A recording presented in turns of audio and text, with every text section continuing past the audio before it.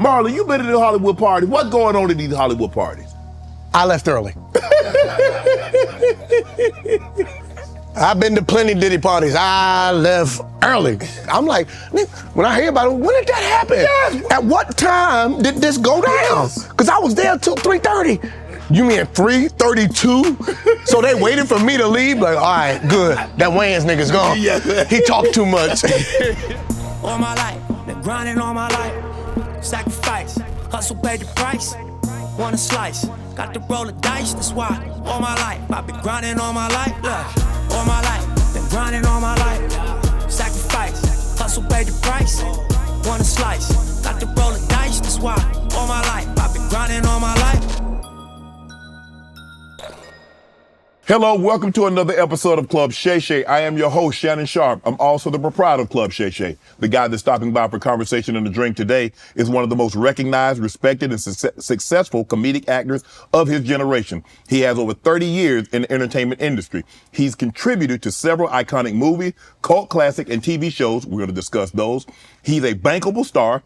His films have grossed over 1 billion global box office dollars. He's a writer, producer, stand-up comedian, and a Hollywood actor. He's an all-around entertainer, top-rated comedic icon, a member of he's the youngest member of the legendary Wayans family, empire that revolutionized the world of entertainment. He's an OG in the game.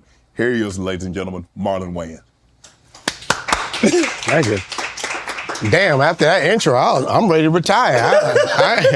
I didn't know I did all that. You did all that, man. Damn, you did all that. All of that. Damn, it's crazy. Bro, thanks for coming on, man. I really appreciate that. Yeah, you know, when people come on my show, I have my own cognac. Yeah, I know. It's called Shea by La Portier. And this VSOP. Yeah. Won best, took several awards. But I seen a lot of people drink that shit and start talking crazy, so I'm gonna wait.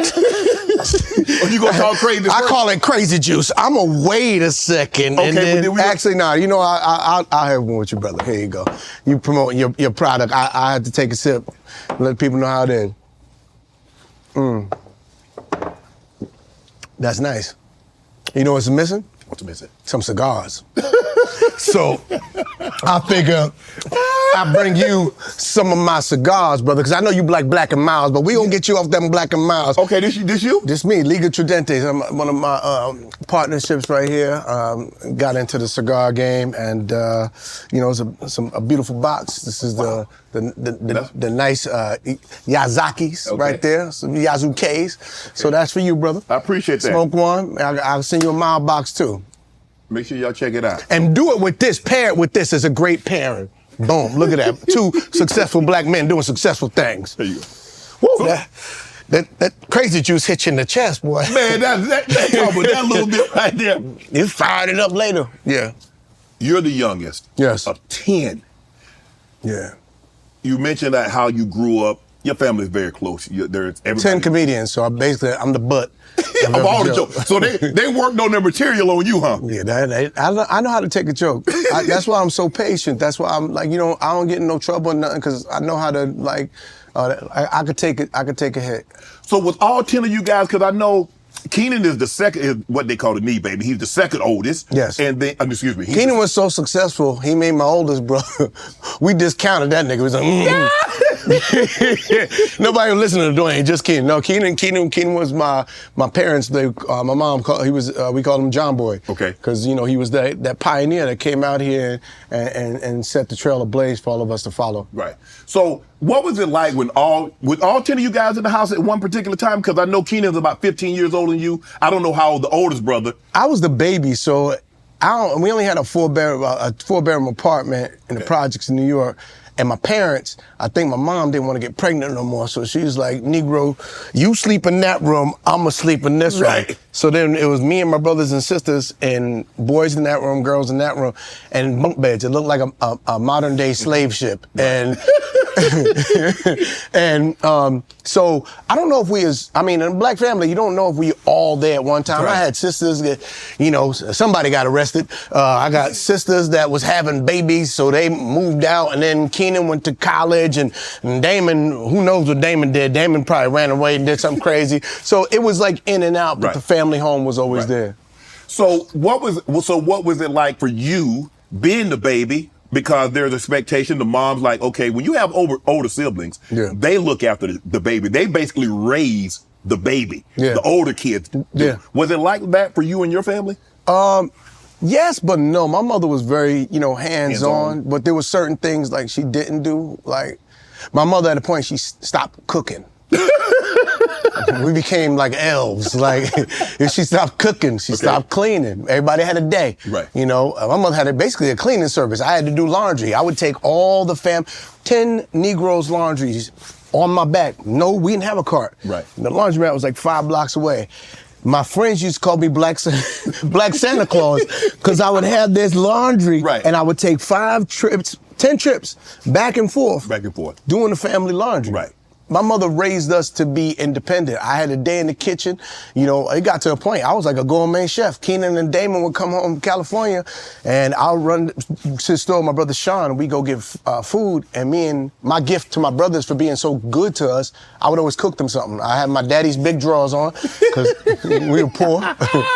And my brother used to say, Keenan, you can see a little ding-ding. Through the hole, because my father had we had a safety pin. Right. And because we was poor, and I would just be in there chefing it up and cooking them French toast, and Sean would always have that seat right next to Keenan. And I used to be so jealous because I used to want that seat, but I was busy cooking. You know what I mean? That was my contribution. What was the typical meal like for 12? Because your mom and dad, and you got 10 brothers and sisters in the house. So how much was being cooked? What was being cooked?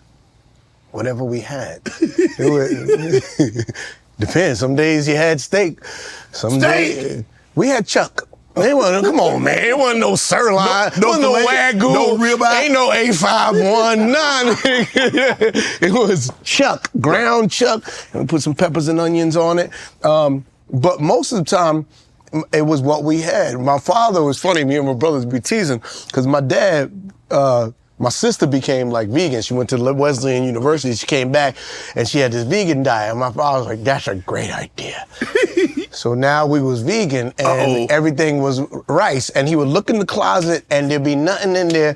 And he'd be like, whatever it was. We have some string beans, we got some cornbread, and we got some lard. All right, and rice. We're gonna have a nice cornbread, string bean, lard rice. And that was it. We would mix it up. Me and my brothers were so poor. I remember one time, my sister Nadia created this meal called moolah mush. And it was basically flour, salt, pepper, water, and lard. And you cook it up and you make it like a little pancake. Okay. And we call it moolah mush. We didn't have the good cereal, the moment that you have Frosted name Flakes, brand. nigga Puffs, wheat Puffs. Like it wasn't In the Sugar bag? Crisp in the bag, the big ass bag. It wasn't super Sugar Crisp. No, we had the dry ones that you had to add the sugar in till your water, until your milk got gray. Like we grew up poor. I wouldn't take back my childhood for nothing. As hard as it was. You know what we had? We had love. Mm-hmm. And when children have love and they have that security, and I had something that a lot of people on my block didn't have. I had a mother that cared for us, and I had a father. The importance of a father, a man that is there. There was times I'd be like, nigga, why don't you leave? My mama cursed this Negro out every day. I thought my father's name was motherfucker till I was like 9 years old. I'm like, hey motherfucker, can I get some money for school, please? My mother, frustration, poverty. A lot of their arguments was poverty make people argue. Yeah. So it was the security, and my mother wanted what's best for her children. I'm not mad at my mama for arguing with my daddy. I just accept on school night. Say this shit for the weekend so I can good night rest. good night rest for school. And you wonder why I'm bringing home D's. And so my parents argued a lot, but they stayed together. And I think that was important for my family. Growing up in the projects where there's a lot of broken families, the difference between my family and a lot of families out there, we had a father and a mother. My mother used to watch us from the windowsill. There's a black windowsill. My mama had black elbows. Light-skinned woman, black elbows. Why? Because my mother would sit there on the windowsill with her elbows and watch her babies play all day. All day. Keenan, don't do that. Don't cross that street like that. Sean, nope, don't you fight that boy. You know he too big for you. Damon, don't you kick that cat. What if that cat kicked you? Would you like that? My mother would discipline us from the window. Because she cared. My father, we knew we had to answer to two things we had to answer to. My father and God. And we feared my father more, because God don't have a belt. My father, he whooped our ass so bad that his belt was tired. His belt was like, and I hate when he pull out that ironing cord. I used to hate that. But we used to always laugh. We used to listen to each other get our ass whooped. And then my sister, we'd come out crying and we'd have welts all over us. And my sister would be like, well, that's all I got to say. Hey man, this is a real fire. It's hot. Well, we knew you were going to come I didn't know it was a real fire. I thought that was like some... No, that's real. One of them bullshit ones in campus. You got a real ass fire here. Maybe it's the E in this. What's this called? Shea by Le Portier. It's the Shea by Le Portier. That's what it is. Let me ask you this. Yes, how sir. different do you think your life would have been had you not had 9 other brothers and sisters, including yourself? Let's just say, for the sake of argument, you got 4. Do you think, because I think it was really hard, your dad probably, you say they argued a little bit, I don't know how much, but let's just say, for the sake of argument, there's only 3 kids. Do you think it would have probably been easier with the argument your father to leave, but because he's like, I can't leave this woman with 10 kids? My father wasn't left with 3 kids. My father was God raised my father. Okay. You know, my father didn't have a father like that. Okay. You know, God raised my father to the point to where my father knew the Bible so well, he could quote scripture. I need a scripture on love. Corinthians 13:7, chapter 4. Love is patient, love is kind. My father knew that book. Why? He said, because God's in that book. And my father died, he said, if you ever want to know me, get to know my father. Whenever you miss me, I'm in that book right there. So sometimes at night when I can't sleep because my daddy gone, I pick that book up and those words scream to me as my father talking to me. Mm. And my mother was different. My mother was like, she wasn't Jehovah's Witness. My mother was like, she's Baptist. And mamas would tell me, no, let me tell you something. God ain't just in that book. Because his Bible was like the king, it wasn't like, because you know, the Jehovah's Witness got their own version. Yes. You know, it's translated. My mother's like, no, the King James Version. What about the Quran? What about, there's God in every book. So if you ever want to find me and I'm gone, I ain't just in the Bible. I'm in every book. So now I can't even pick up green eggs and ham. You know?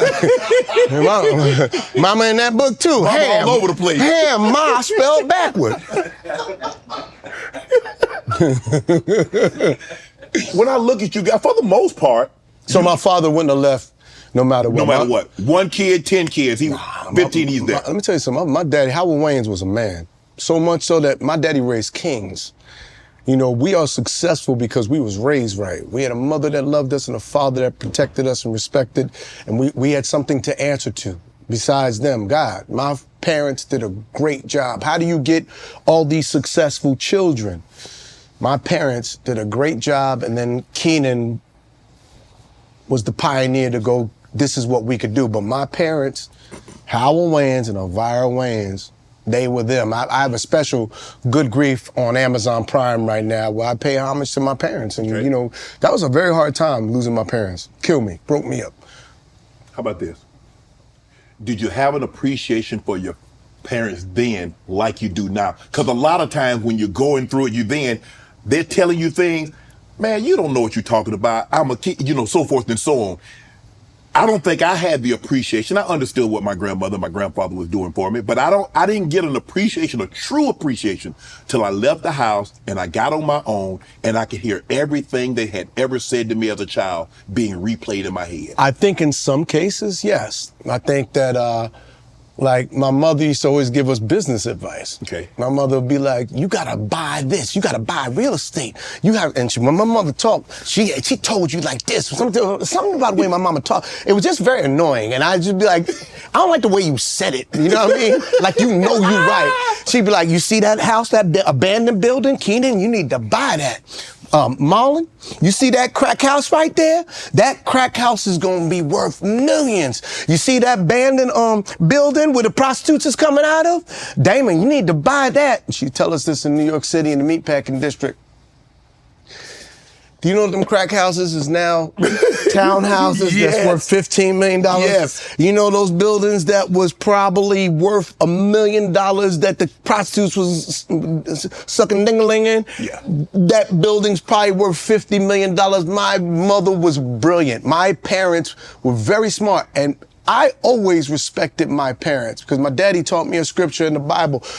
And I actually get a tattoo across my chest. You honor thy mother and father, for thy days on this earth will be longer. And what that scripture means is basically, man, trust that God gave you great parents. Trust that whatever journey they give you, that you have to honor them. Mm-hmm. I don't care if your daddy wasn't in your life. Maybe your daddy knew he wasn't shit. And he decided to go, but at least he made you. Even in that case, I'd be grateful for my father. The scripture is just about being grateful and honoring. I honor my parents now with my walk. As a father, I honor them. I take care of my kids. I'm a man. Mm-hmm. I am a man. My brothers are men. My father raised good men. My mother raised good women and good men. And we take pride in our family, you know what I mean? And I honor my parents, and I always have, to the point when my mom lived on the West Coast, I'd fly home every Monday. After a gig, I don't care where I was in the world, I'd fly home after a gig. I'd be tired as shit. As soon as I get off the plane, hey woman, get dressed, we going on a date. Oh, where we going? Don't worry, we going. I want some steak. All right, well, let's go get some steak. I want that Wagyu. It's Wagyu, man. I don't care what it is. I know it's $250 a steak. I go take her to eat. I pick her up. And my mother would put her walker down, and she put all that 270 pounds on me, and I'm walking lopsided, and my mother's walking with pride, like my baby got me. I put her in the car, or I throw her in because she was heavy. And then she would laugh. She'd be like, you always throwing me in the car. And I put my mother's seatbelt on her. I would snap it. I drive to the restaurant. I hold my mama's hand. We'd laugh. We talk. We get out that car. The valet would come and to open her door and pull out her cane. My mother said, nuh-uh. Don't do that. My son likes to take care of me. And then I would open the door for her, and then I would grab her. I would take, and she would hold me. We'd walk to the restaurant. We'd order her food. I'd order her a little bit of sugar, just a pinch. I order something healthy because she had diabetes, and then I take her home. And after I took her home, I drop her off. She make me go get her mail. My mother, she walked the wheels off you before. Go get my mail. Come on, mama, you ain't got nothing but sweepstakes and bills. I know, but I could win something one day. So I get her mail, and that would frustrate me. And I'd take her, she'd get in the elevator, and I'd tell her when she get home, I'll say, when you get on that balcony, you come outside, let me see your face before I drive off. And I would sit there and I'd wait till my mother came out, and she'd be on the balcony like a little schoolgirl. I'm safe. And to see her glow, that she went on this date, and this romantic date, because my mother was a romantic. My father, unfortunately, wasn't. But her boys, she raised us to be romantics. And as soon as I pull off, I get that phone call from my mama. I had a wonderful time. You sure know how to date a gal. You must get you a lot of ass, boy. I do all right, mama. I do all right. So let me ask you, as far as dressing, because most of you guys are kind of very similar in stature. It's not like one is 6'5", 300 pounds, and the other is 5'7", 135. Yeah. So you probably was wearing Dwayne and Keenan and Damon. So did you get any new clothes? No. And this Damon's right here. This Sean, these Kenan shoes. I still ain't got my own shoes.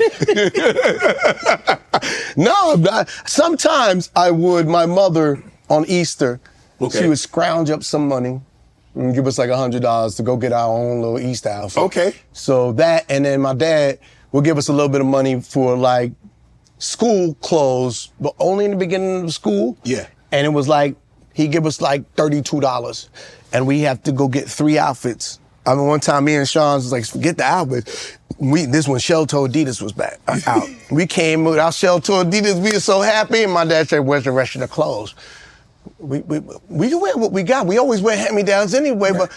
but you take those back to the store now. I took them back to the store. We came back with the Adidas with no shells. And we had a pair of pants, and we had, we feeling ourselves. We had a shirt now, okay. And we thought my dad be happy. Where's the rest of the clothes? We got the clothes. This is all the outfit. We wear this 5 days a week. We'll swap, me and Sean. No, he took us down to the supermarket, got us those freezer sneakers. You know the ones that be by them in the meat section? Yeah. Them big boys. They sell sneakers in the supermarket, and these had no grip. And they had, they had no arch support. These shoes, and we wore the brakes off these shoes, and when he bought us corduroy pants, we had like 13 outfits. Yeah. And some shitty shoes. And so that's why, as a grown man, like I don't own a lot of like jewelry and things like that. I own a lot of clothes. Right. I buy clothes and shoes. I own 1,500 pair of sneakers. And I own a lot of clothes. I used to work in clothing stores because I used to dream. I worked in Barney's, New York. I worked in Foot Locker. I worked in US Athletics. I worked in Athlete's Foot. I loved clothing, right? My whole life. Right. I loved clothing because I was like, one day when I get money, I'ma dress nice. And then, now I have like a lot of clothes, and now I'm 52, and I'm like, I don't want none of this shit. I'm selling all my clothes. I'm getting rid of all my sneakers. I want to live a minimalist lifestyle because I just want to enjoy the really valuable things in life, which is life. Not stuff. Right. I can't take stuff with me. Ain't none of that I could take to heaven. I just want to enjoy, collect as many smiles as I can, do as much great work as I can, grow as an artist, a man, grow spiritually, and just become the best version of Marlon that I could be. The days are warmer, the walks are longer, and one easy way to help your dog shine this season is with fresh, healthy food from Farmer's Dog. Farmer's Dogs make fresh, real food and delivers it right to your door. Recipes are developed by vet nutritionists, made from real meat and veggies, and proportioned just for your dog, making it easy to say goodbye to burnt brown balls. Feed your dog real food with real benefits. My Pomeranian Teddy loved the stuff, and his coat has never looked better. It's smart, healthy pet food you can feel good about feeding your pup. It's the best option for your dog of all life stages because it's not kibble, it's not canned goo, it's real healthy food.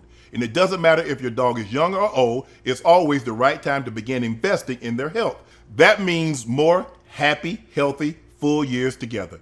Get 50% off your first box of fresh, healthy food from farmersdog.com/Shay Shay. Plus, you get free shipping. Just go to farmersdog.com/Shay Shay to get 50% off. That's farmersdog.com/Shay Shay. When did you realize that all those sneakers, all those clothing didn't really make Marlon Wayans happy? When did you have that epiphany? Where were you at when you sat down and was like, damn, I got all of these shoes. I got 1,500 pair. I got clothing, this, this, whatever. I ain't happy with this ish. I think when my parents died. When my parents died, it gave me a clarity of what real, and what life really means. None of that stuff means anything. You can't take it with you. My mother collected everything.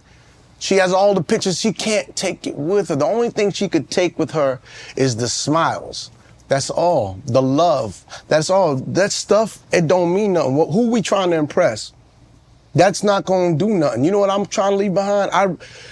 Smiles. So that's why when I'm on a set and I'm doing comedy, I will do absolutely anything damn near. Light myself on fire for a laugh. Because when I'm gone, I'm leaving behind smiles. And every time somebody smile on something I did that was classic, that's why I don't make comedies. We try to make classics. 30 years later, you could watch a Wayans Brothers something, and you still gonna laugh like it's your first time seeing it, because we don't do jokes, we do classics. I want to leave behind, that is the legacy, smiles. I watch I Love Lucy, and I smile. Yeah. I watch The Honeymooners, I smile. I watch, all these great artists, and Pryor, I watch his specials and I smile and I laugh, and they're living through that. Mm-hmm. So those are the things that's important to me, not stuff. To the point, Shannon, I got robbed. And it's funny, I realized I ain't got shit. There was nothing to take. They broke in your house and got mad. These niggas should have bought me something. Came over and gave me, here, at least take this bottle, man. I didn't have shit. They, you know what they took? My guns. That's all they took was my guns. The guns I would have shot them with. Had you been home? I've been home. Is the only thing they took, because I ain't got shit. I ain't got no watches. I ain't got no change. I ain't got shit. Everything in my house that's valuable is heavy. You could take the house, go for it. Put that on a flatbed truck, go for it. You won, my G, but I ain't got shit.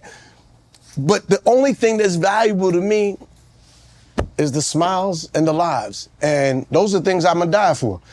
I don't care about the stuff. Take all them sneakers. I don't give a hair. I'll put them in boxes for you. Right. Leave them by front. Take them. Trying to get rid of all this bullshit because none of it means anything. I ain't got nothing. I got the valuable things. I got these smiles. I got these laughs. I got these jokes. Were you guys always funny?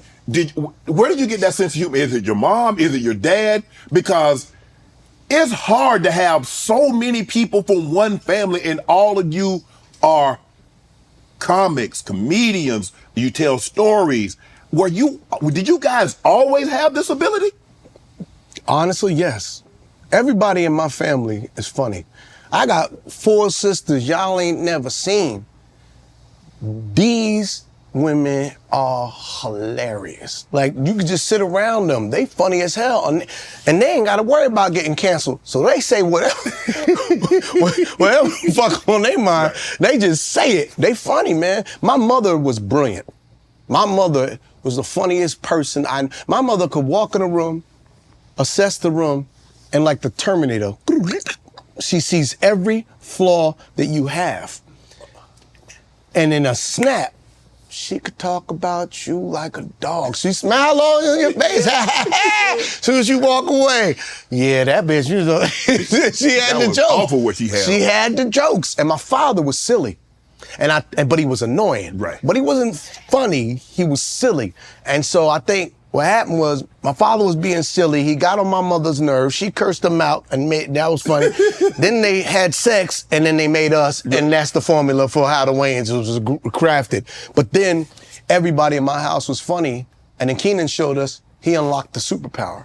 It was like, oh, when I saw Keenan on The Tonight Show with Johnny Carson, I was maybe 6, and my brother, we had a black and white TV with an antenna that was broken, with knobs that wasn't working. We had to turn it with a can opener that we put on it, or pliers. Yes, and we had a hanger hanging out of it. My whole family in the kitchen gathered around this table looking at Keenan on Johnny Carson. And then after Keenan did his set, Johnny Carson called him to the couch. Because that's when NBC, Johnny was like, he's funny. Right. And when he called you to the couch, you was getting a deal. Right. So when Keenan got called to the couch, man, it was like we won the lotto. We was like, yes, Lord! It was like like something out of Good Times. Oh, Lord, we done did it. Damn. And we was so proud. But in my head as a little boy, I sat there and was like, oh my God. Because I used to have dreams of doing it, but I was like, oh my God, you mean I can actually have a dream and I can make it happen? Mm-hmm. My brother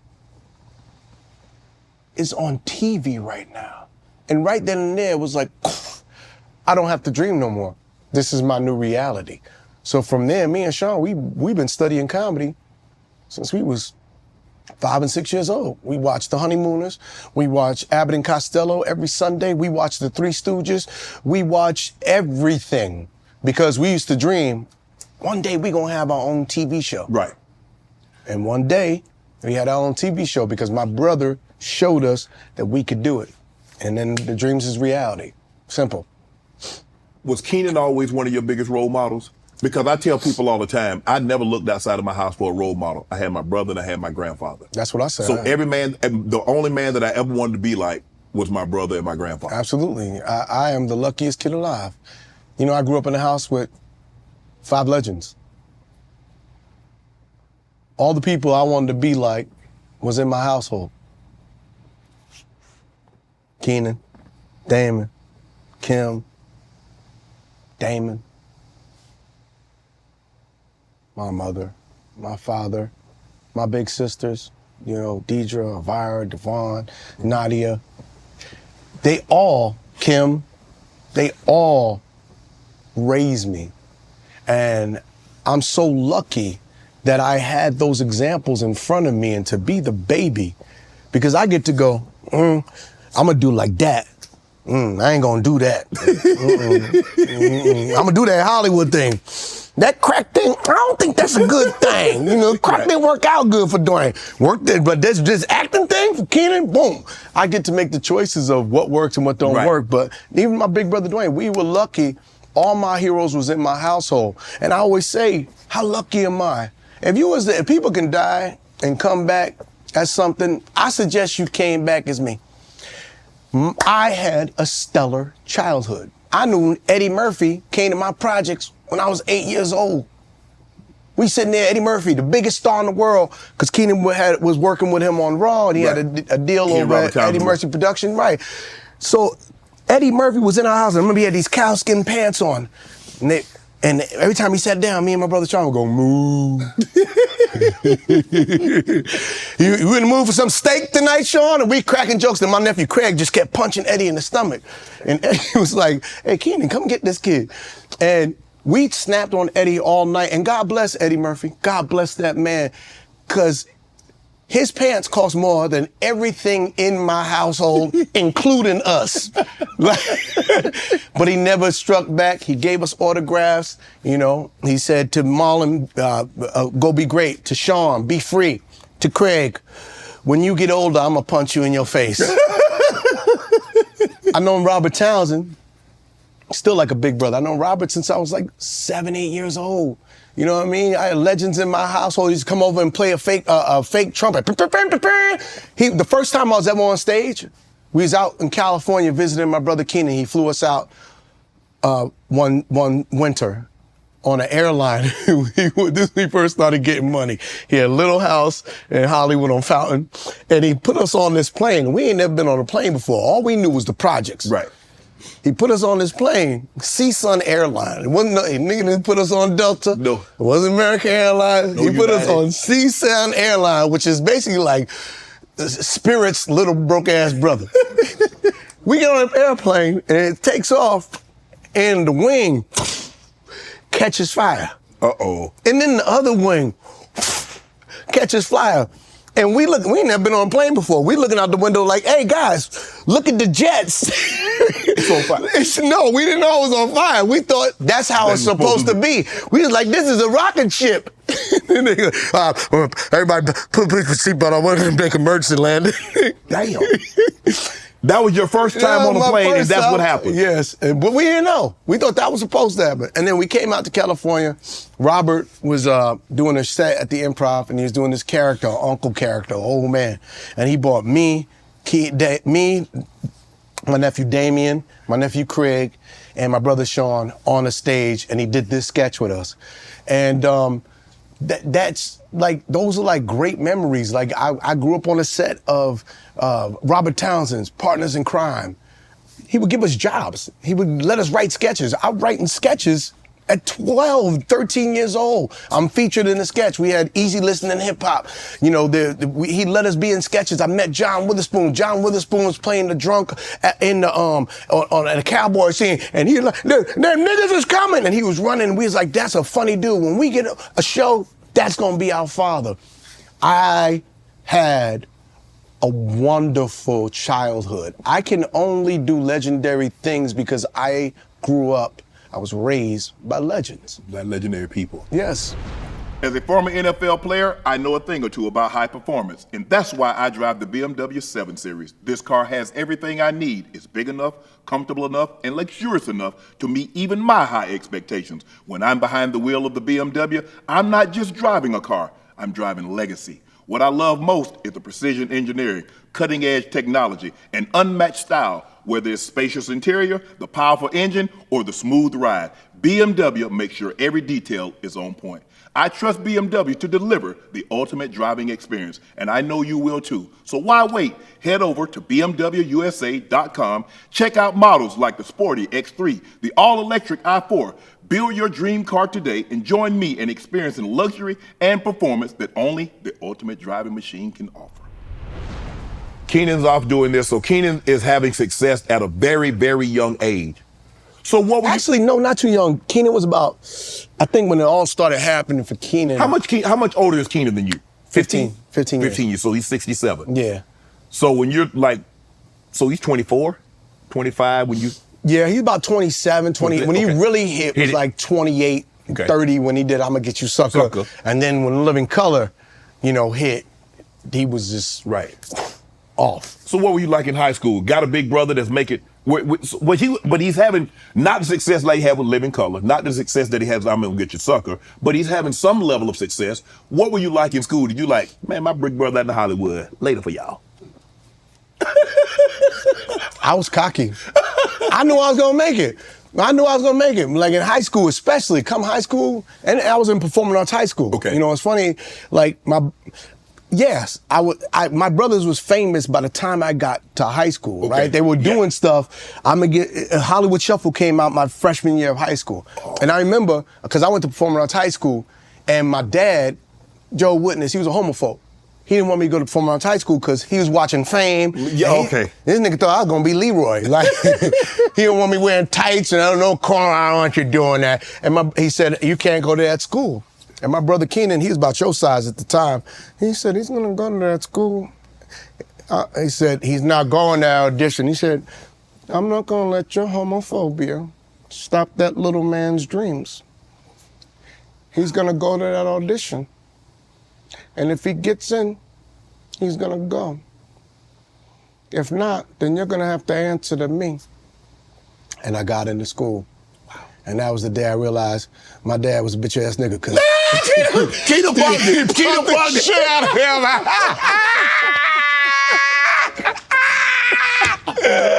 him. Yeah, so I had a level of confidence, I wouldn't say cockiness, I just knew. I knew what it was gonna be. I knew my brothers were successful. Hollywood Shuffle, then I'ma Get You Sucker. We used to wear the I'ma Get You Sucker jacket in school. Right. My friend Omar Epps used to borrow it from me. I remember going to college. I'm in college. I'm at Howard University, and Living Color's on the air.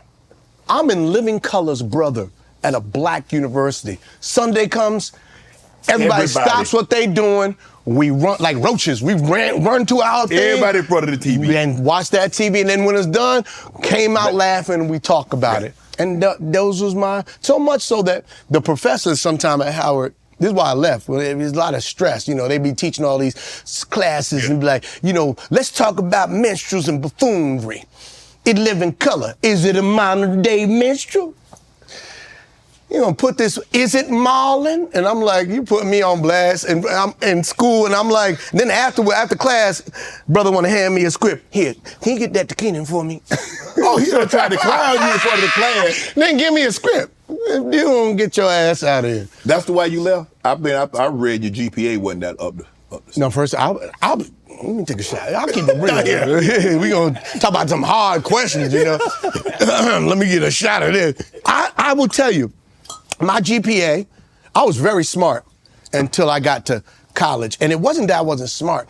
It's just that I didn't apply myself. My first semester, I got a 1.6 in classes.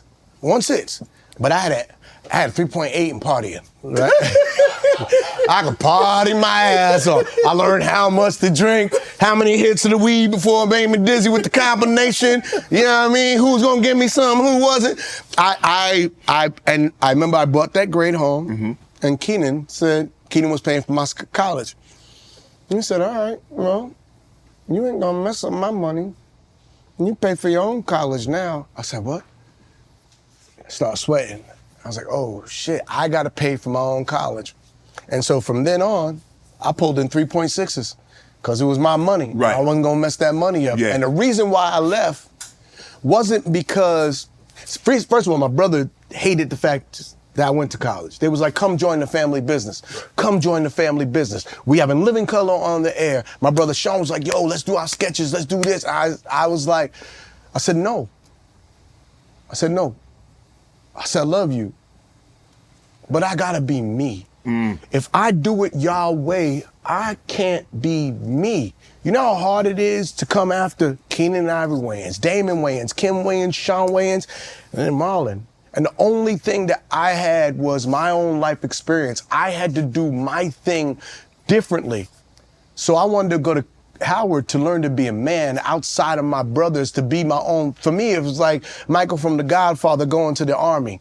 I know there's a purpose for why I'm going to do this, but I need to go do this for me. And I remember I wrote my brother Sean like a 10-page letter.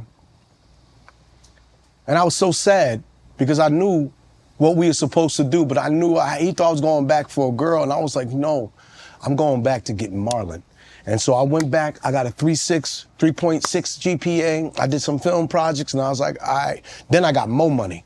And people think I was gifted more money. I wasn't. I wasn't even on the list. Right. Damon wanted Kadeem Hardison. Right. Now, mind you, I'm auditioning for stuff. I'm getting movies and turning them down. I got like 5 movies, turning them down to go back to school. Then that More Money audition came, and Damon was like, look, nigga, I don't want you. I mean, you could work, but I ain't gonna get your hopes up high and have you committing suicide when you don't get this part. He said, I want Kadeem Hardison, but Kadeem, he's doing a different world, and I ain't got different world money. And then, so there's this kid, Claude Brooks. He got little ears, but he looks like me. He got pretzel ears, but he looks like me, and the studio likes him. So if you're gonna come in, you better come with that thunder. And he said, no, I don't want you to worry about making these white boys laugh. Don't worry about the studio. You worry about making this nigga laugh, because I don't find nothing funny. And I knew what that meant. In order to make Damon laugh, he wrote his words. Damon wanted me to bring the writer out. So I had to sit there and punch up what he wrote. And if you look at my script for More Money, I had all these different notes, never the black, always the red, never the black. I came up with all these improvs. I barely did anything on the script. And when and Omar was on there, Omar Epps, my best friend to this day, came on the audition with me. He was like, you got this. He's like, I don't even know why the fuck I auditioned. He's like, this is yours. I went in that audition, I blazed it. And Dane was like, he never gives you credit. He goes, I said, was it funny? He goes, you made the white boys laugh. And you got the part. And I was like, oh shit. And that's when I left Howard, because I was like, I'm on my way to do what I love to do for a living, and I'm making money doing it. And that's when I was like, fuck your school.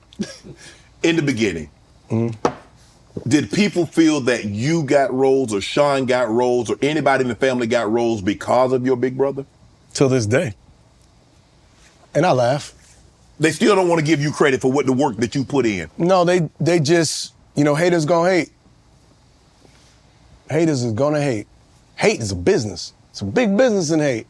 You can hate, but you can't discredit my accolades. You don't know my journey.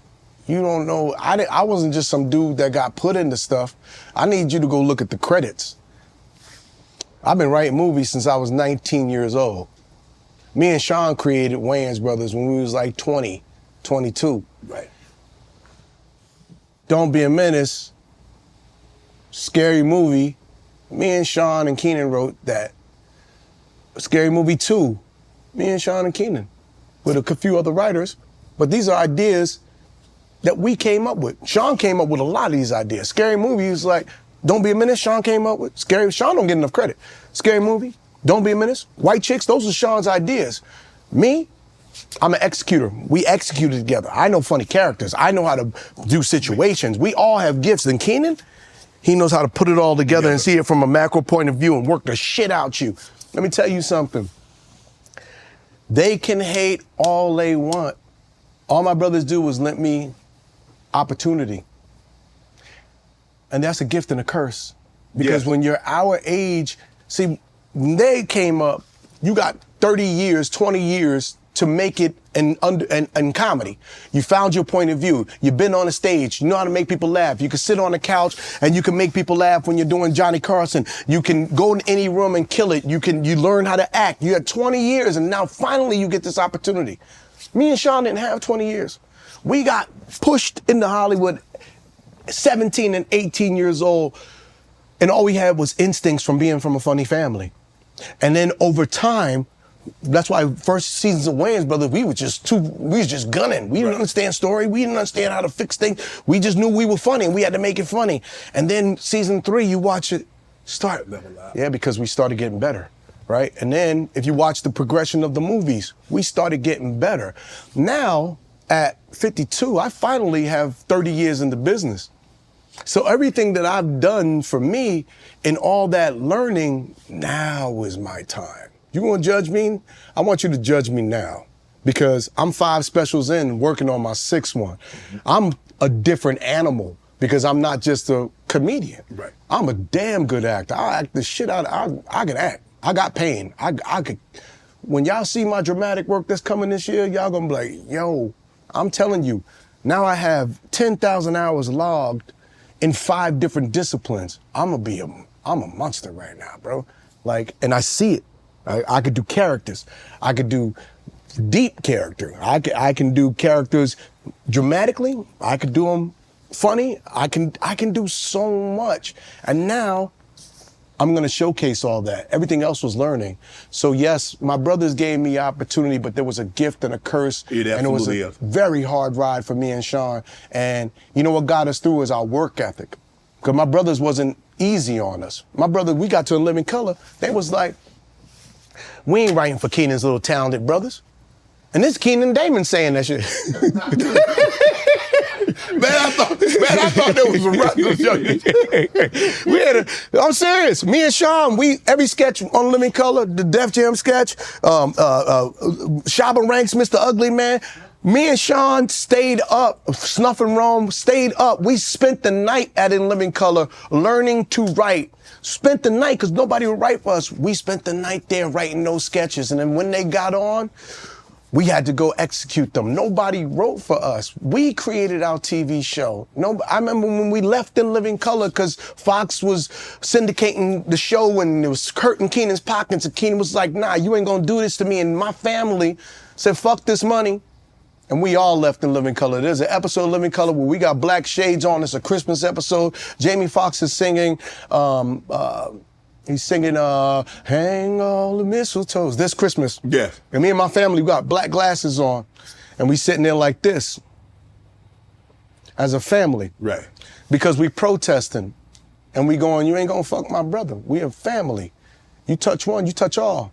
Your money, I'm sorry.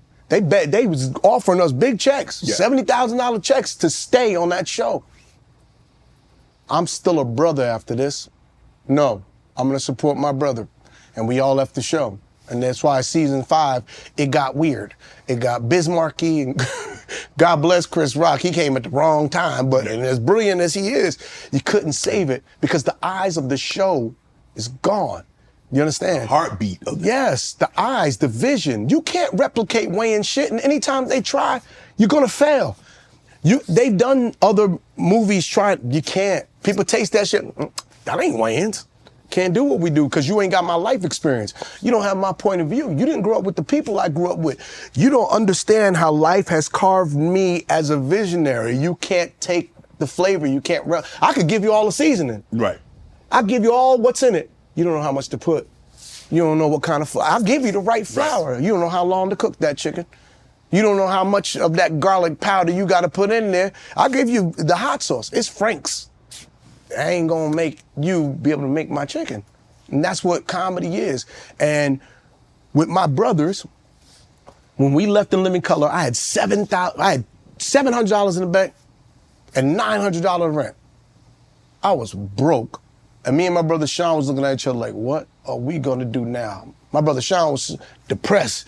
He would sit in the room with lights out and he played Christmas music because whenever he get upset, because Christmas was a happy time, right. When we get upset and they play that Christmas music, And I would come down with them. We always had a bottle of Diet Pepsi, and when they had the 120 ounce of Diet Pepsi, and I would sit there like we did at Living Color, and he had a brand new computer, and I was sitting there working on Wayans Brothers. And then one day he came out the room in his robe, and he said, "What you doing, stupid?"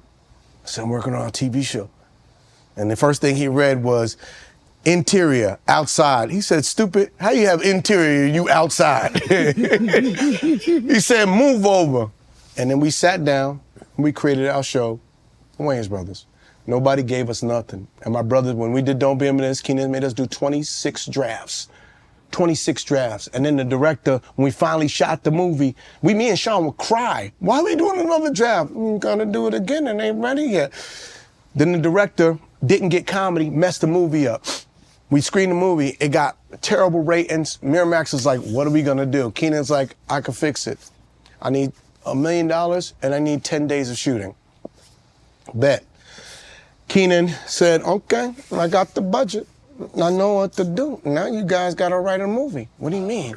"I'm gonna write a whole new movie. You fucked this one up." And in 1 week, we had to write a whole damn new movie. So much so that I couldn't even think of anything. I took some hits of weed. Me and my boy got high, like me and my boy Xavier. I passed him the weed, and he took it, he coughed, and he threw up. Damn! And fell on the floor. And I looked at him, I said, "Hey, nigga, pass that shit." And we put it in Don't Be a Menace. So we wrote all these different sketches, the grandma's breakdancing, all these different sketches that getting jumped in, that became the movie of Don't Be a Menace. And hadn't we did the 26 drafts prior to that, we could have never showed up to put together that draft in 7 days and do what became the classic Don't Be a Menace. Right. You said he Damn, I got stories. Shit, I need a second. Damn. That was I look at my face in the mirror and I don't know I'm this old. You mentioned that Keenan made you write it. Rewrite it 26 times. I can imagine the length of time that you and Sean spent coming up with the first script. Yeah. And then to rewrite it. Yeah. And to rewrite it. Yeah. And then say, "You know what? Y'all messed it up again, so guess what? I got $1 million from Miramax, and we're gonna do it again." Yeah. Did you like, "Man, come on, Keenan, bro"? The whole time. Let's just roll with it. We wanted to fight this nigga. I was like, "Sean, you get the legs. I'll kick him in the chest." We was so mad. But you look back and you go, "Oh, I see why Yoda made us do those things." Mm-hmm. And now we're Jedis. Mm-hmm. Now I know how to do it. Now I know. I sit there and I talk, me and Robert Townsend, we have talks, and Robert's like, "Damn, little bro, you really on your, yeah." And he's like, "I'm so proud of you." And to hear that, from my brother Keenan, like, "I'm proud of you. You're doing great work." I worked my whole lifetime to be able to hear, "I'm proud of you. You're doing great work." My brothers don't give me. Pass our compliments. No, they don't laugh. I go, "How'd you like it?" I put it on, and when something funny happens, they go, "That's funny." Damon just goes,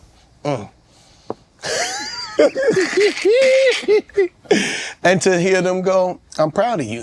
When he watched God Loves Me, Damon said, "Ugly, you did something different. You took one topic and you went in for a whole hour." He said, "I don't think a lot of niggas is special, but that was special." He said, "That made me, you inspired me." I was, wow. And that's how I knew I was on to something. Keenan was like, "Damon said you're special." It was brilliant. I watched it, and he was right. He said, "Good job, beautiful work." And so I know I'm doing the right thing, and it's not an accident. I've been trained in ways that they don't even know. Right. I could tell you story after story. This is 33 years of cooking. I'm telling you, this next level is we going for the shiny things. Yeah, they gonna see it. NFL Week 1 is here, and a new season means new ways to get in on the action at DraftKings Sportsbook, an official sports betting partner of the NFL. Fans have spoken. We want to bet touchdowns. DraftKings heard us and is delivering. DraftKings, Sportsbook is the #1 place to bet touchdowns. Ready to do a touchdown dance of your own? New DraftKings customers bet $5 to get $250 in bonus bets instantly, plus 1 month of NFL Plus Premium on us.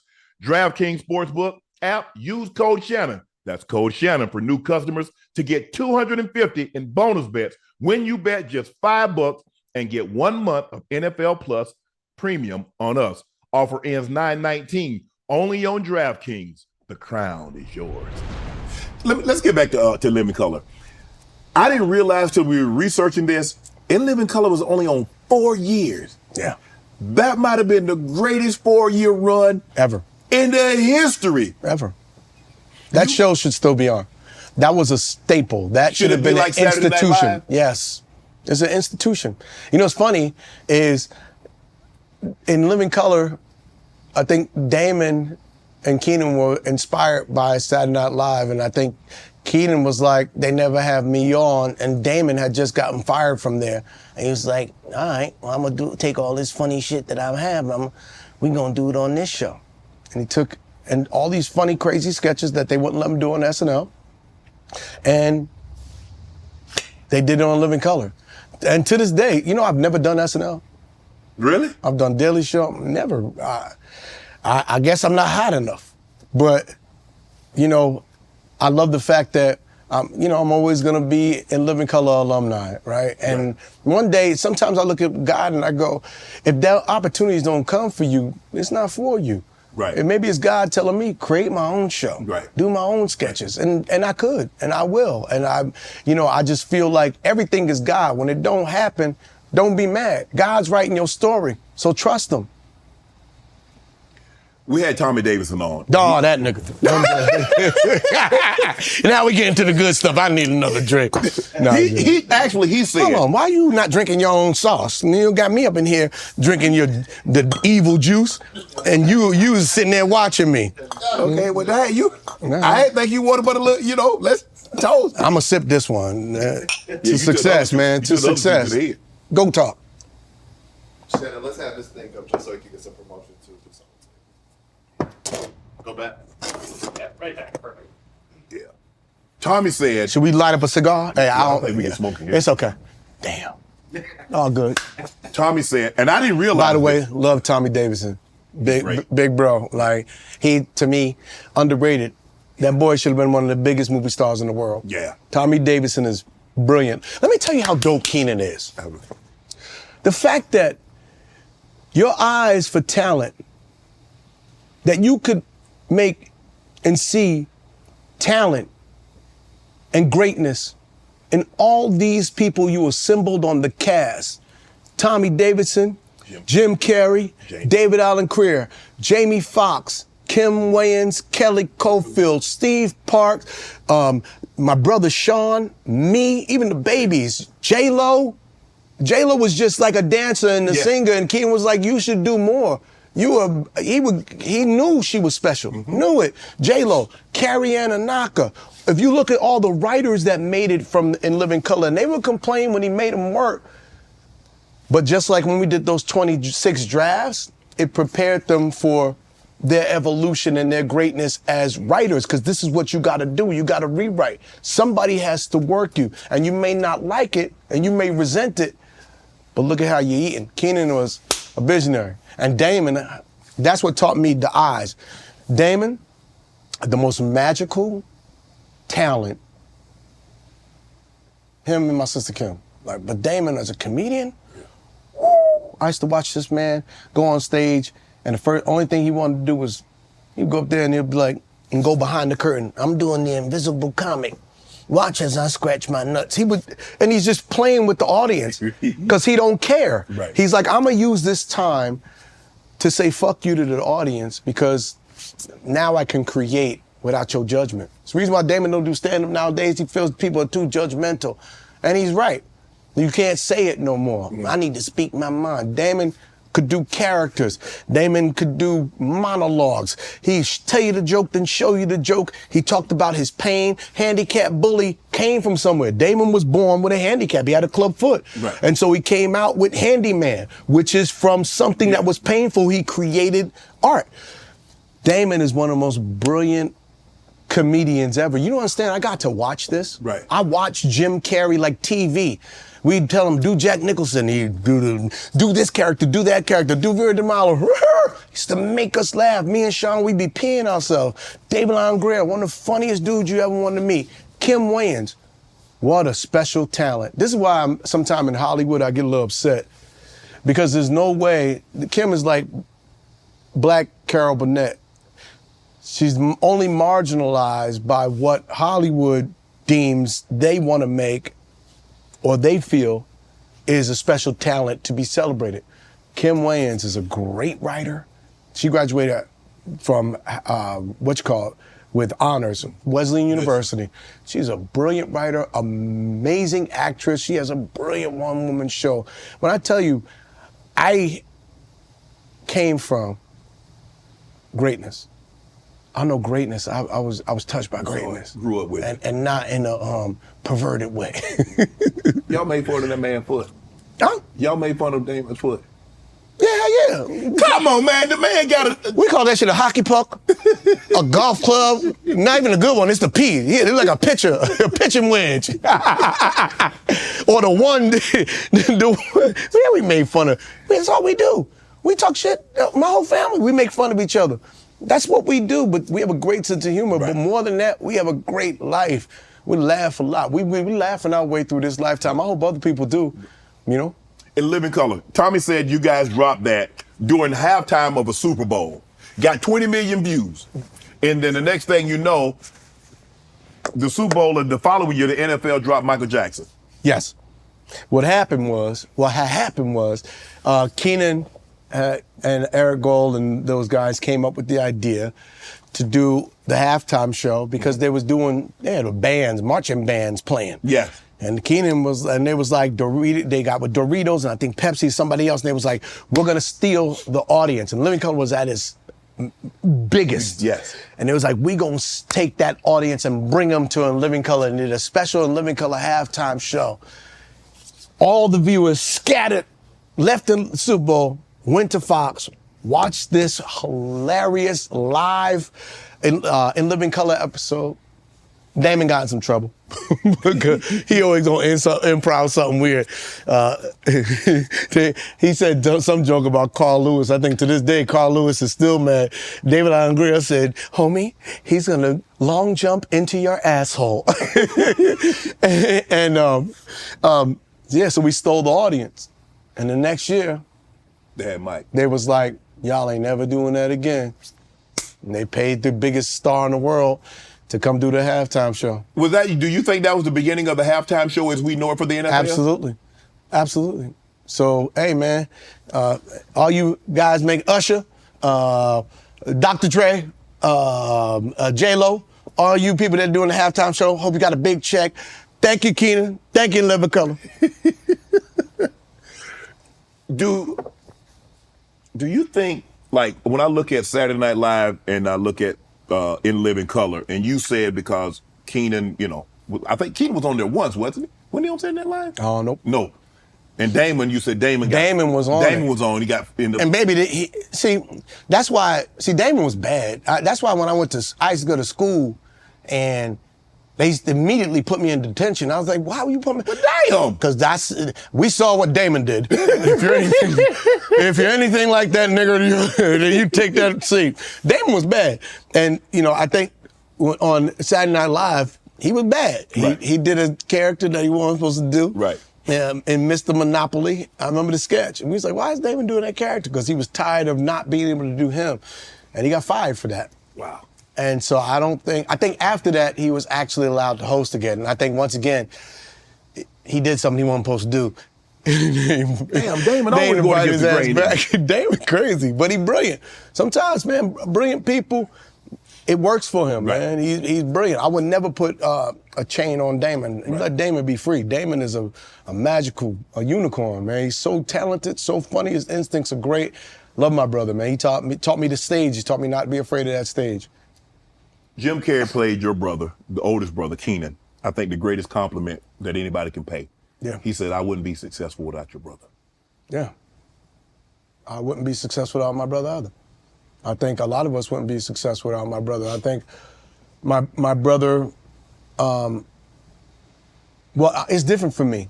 I was nurtured. So I still think because I had their guidance and their nurturing, I was going to make it regardless. Right. Believe me. You had been around them enough, he and Damon, and been in that family enough. Yeah. You was going to go out there, you was going to carve your own way. Yeah.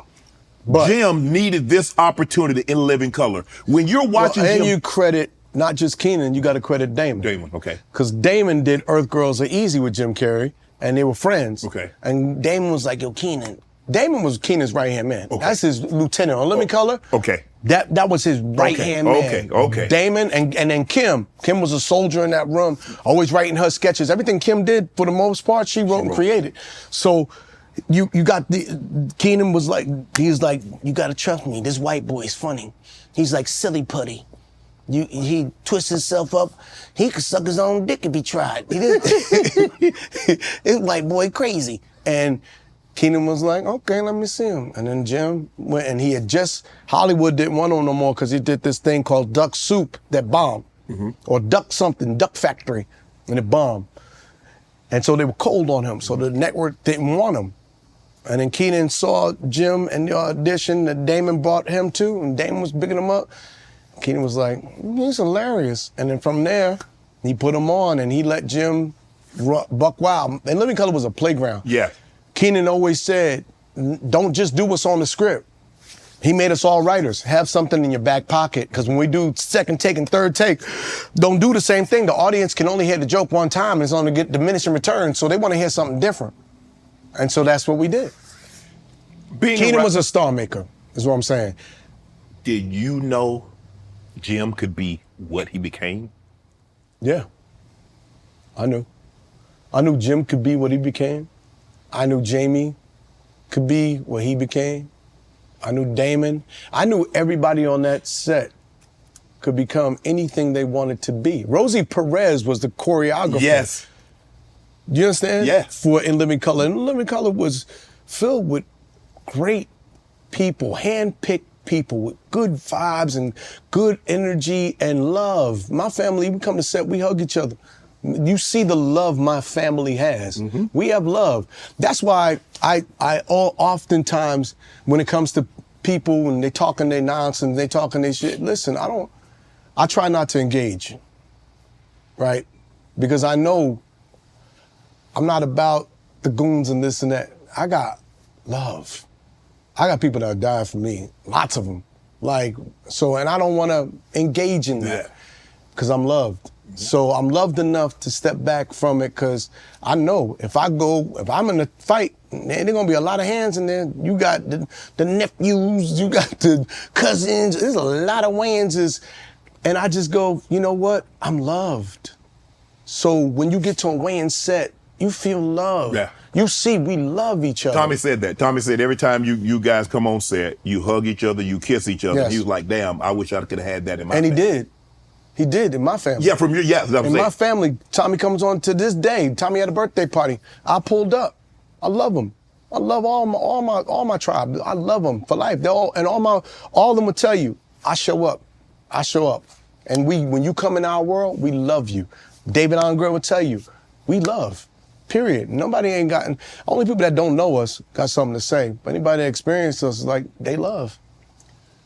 I had Tommy on. Tommy said that, like, he and Damn, Tommy talk a lot. He does. He did. Tommy said, like, he had a great relationship with J-Lo. They would speak when they was on the show. You know, they went to dinner, they did things. And then when she kind of blew up, she kind of, like, brushed him off. I know you can only speak to his personal experience, what you've experienced. Have you experienced something like that? What's your relationship with J-Lo? Or have you experienced something like that where someone started out, they were kind of small, they got big, and then all of a sudden, they really didn't know who Marlon was? I don't know. Maybe they had something personal going on. You know, Jamie and J-Lo. I can't speak on it because I don't know. Not Jamie. Tommy and J-Lo. You know, maybe he had a J-Lo joke somewhere. I don't know. And you know, you never know what could start that type of thing.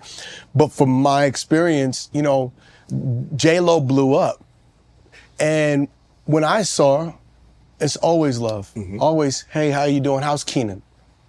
Right?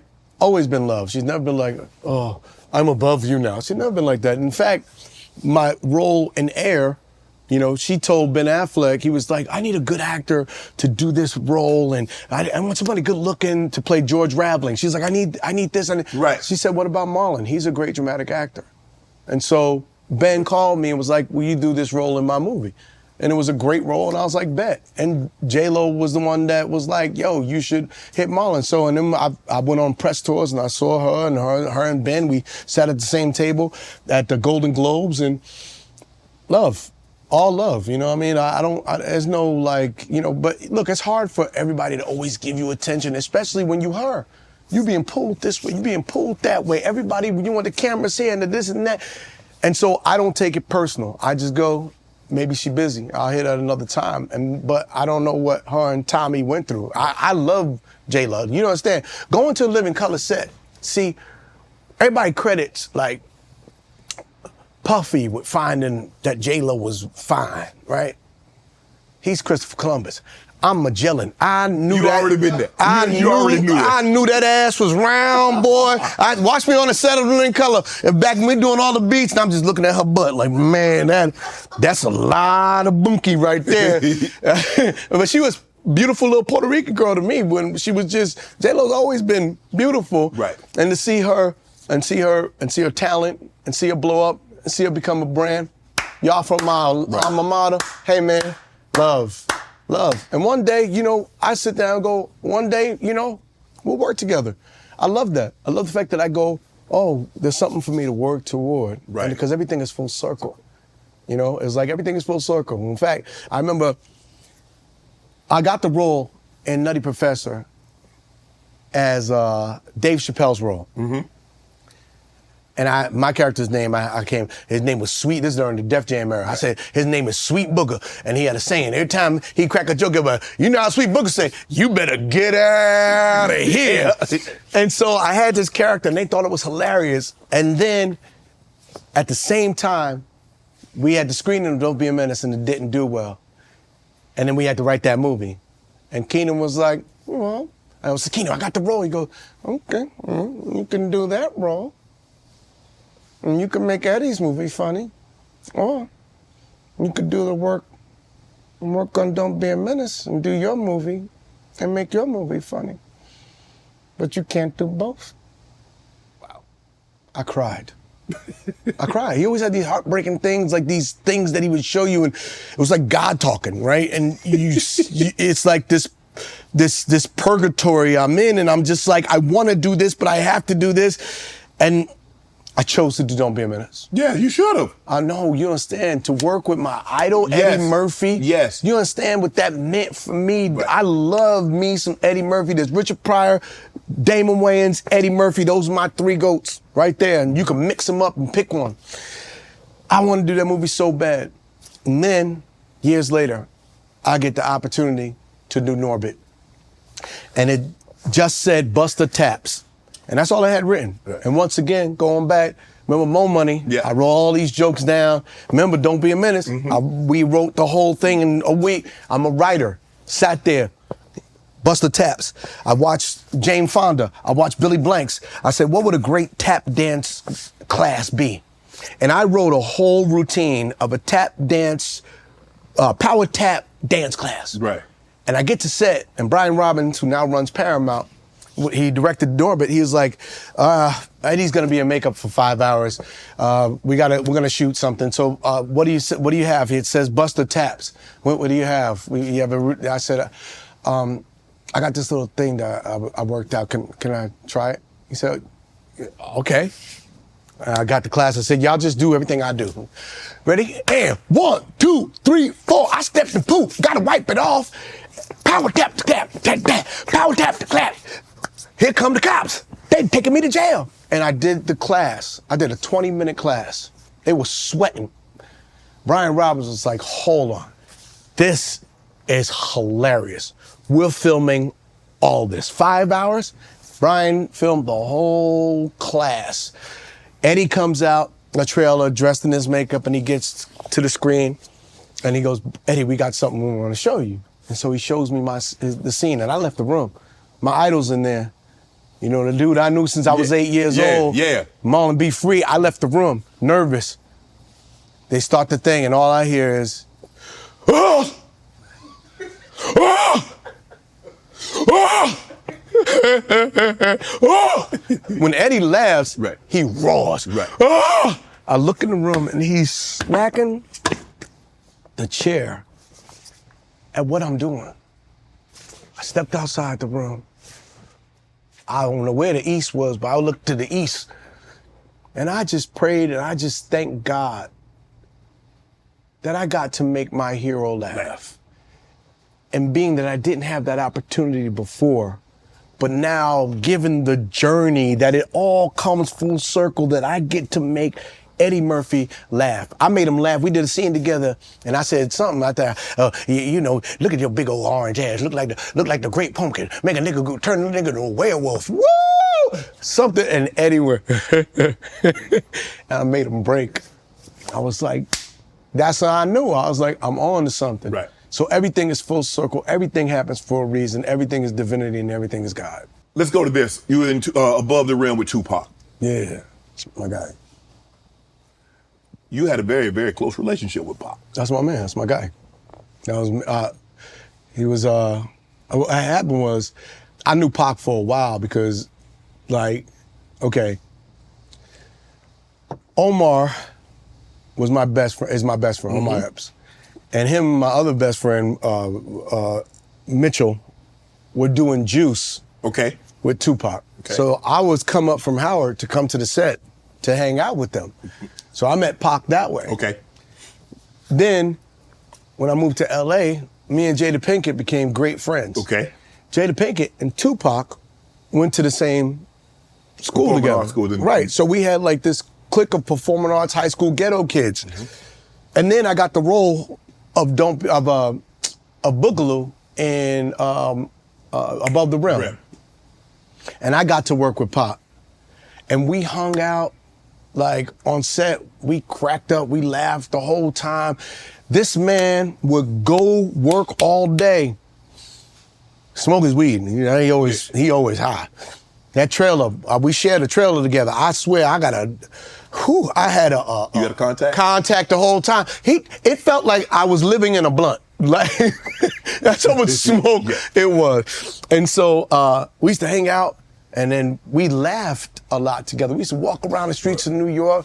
We laughed a lot because Pac was silly. Right? Pac was just like he was a performing arts high school kid that of the ghetto. I'm the same way. I grew up in the projects. Right. Like I'm a project Negro. All this Hollywood stuff, that's not what I know. Right. You didn't come from that. 16 years of my life raised in the institution, pretty much. So we all got along. Me, him, Omar, and it was like when we all got together, we can all laugh like kids. All the pressure, all the gangster, we just all laugh. We hang out. You know, and Pac, he always gonna be his thug self. He was always had a bishop in him, but he was such a multifaceted dude. And if you watch our interviews, we have old interviews, I used to make him laugh all the time, and he'd be silly with me. And, you know, and it's crazy. I remember I saw Pac was performing. He invited me down to Glam Slam. Okay. And he was performing with Biggie. There's a picture with Tupac and Biggie, the only picture I think of them two together. And if you look in the corner, I'm sitting in the background twisting my hair. Now the irony is, I saw Tupac in Vegas at the Luxor 20 minutes before he got shot. We saw him. I seen Suge and all these cars and thugs and reds, and I was like, I turned white. I was like, we shouldn't go over there. We can just wave from here. Hi, Pac.